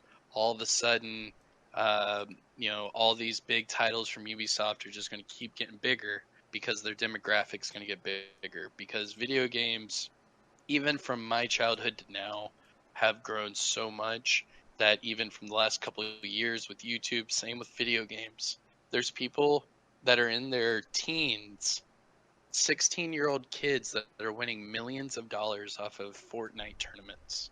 Like the gaming industry is just getting bigger by the year. And what's going to happen is us as the content creator, we're going to become more of a figurehead in this industry, because we're going to be able to hold a percentage, not just our own community. We're going to be able to hold a percentage of their consumer base at our, at our content fingertips. Are you supposed to be saying this stuff in public? This is trade secrets. Hey man, this is what I said what I'm saying. These are our trade secrets. We can't give this out just yet. I mean, hey, I'm just joking, man. This is just a side hustle hobby of mine. It is, but it is. But I feel you. I'm just saying, you're dropping dimes, man. You're dropping. I know, and what I'm saying, well, I mean, let's just say, however many thousand listen to this from me and you. I mean, it's still only going to hit maybe 5 developers. You know what I mean? Mm-hmm. And it should really be a lot more than that. And as this time goes on and our passion for content creating goes on, we're going to become more of those influencer figureheads, to where these companies will not be able to get rid of us unless they get us a job with them. It'll be the only way. It's either you work with me on my terms or you give me a job. And that's how it's probably going to end up being. They've been trying to recruit. One day, Hamish was shamelessly trying to recruit Solid FPS on a State of the Game. Yeah. The bromance between those two. I don't know. Well, he shot out that dude like 10 times. He's an asset. He's definitely he's got a keen eye for games. Yeah, that's he's got a keen eye for games. So I would want him if I was developing a game. I would want him on my team. There will be valuable stuff to gain from just the fact that he's able to clean through content like with tenacity. I don't care who your game testers are. When a streamer is grinding for the hustle, they're grinding with a different mindset and a different filter too. Your game testers might be a little nice because they eat lunch with your devs. Right. Exactly. But your streamer, your hustler guy is like, yo, what is this trash? Yeah. So I think that's another thing that they probably need to understand is they need the people on the outside that don't have the filter. Sure, it may be rough, it may be harsh, but it does provide a certain level of accountability for them as well. So, man, it's a double-edged sword, man. It really is. It really is. It's a double-edged sword. Let's wrap up the podcast on a high note there, man. I know I've taken your time up long enough. Oh, we're both family no worries, men. Man, I appreciate it. Thanks for the opportunity. We planned for it, so. Yeah, no, I was hoping it would go this smooth, and it did. I mean, I feel like I could keep talking, but like you said, I don't want to drop too many more dimes. Yeah, save some of those for the insiders, and it's a privilege. It's one of those things where we take the risk and put ourselves out there. Mm-hmm. So some benefits are for sure needing to be ours. The biggest quote you should take from that is, with risk come reward. Mm-hmm. And we're risking a lot. I mean, just as a content creator, as just starting a channel the way we did with such a small market compared to now, I mean, it sacrifices a lot as a family person, as a partner, as a father, that there has to be rewards somewhere in the in game. Mm-hmm. And the more we wait, the more we build, and the bigger we are, the louder our voice is going to be, the bigger reward we're going to get. So, I mean, in the end, it's a win-win, because what we're doing, we did out of the creativity of our own minds, and the power that comes with that cannot be subjugated to one company or another, unless like we just said, they hire you on and make you. And I think the longer this road goes on, the better it'll be, especially for people like you and me. Look at that. Look at you rhyming. I know. I'm saving all the good stuff for last. With no man. effort, too. It was a pleasure, man.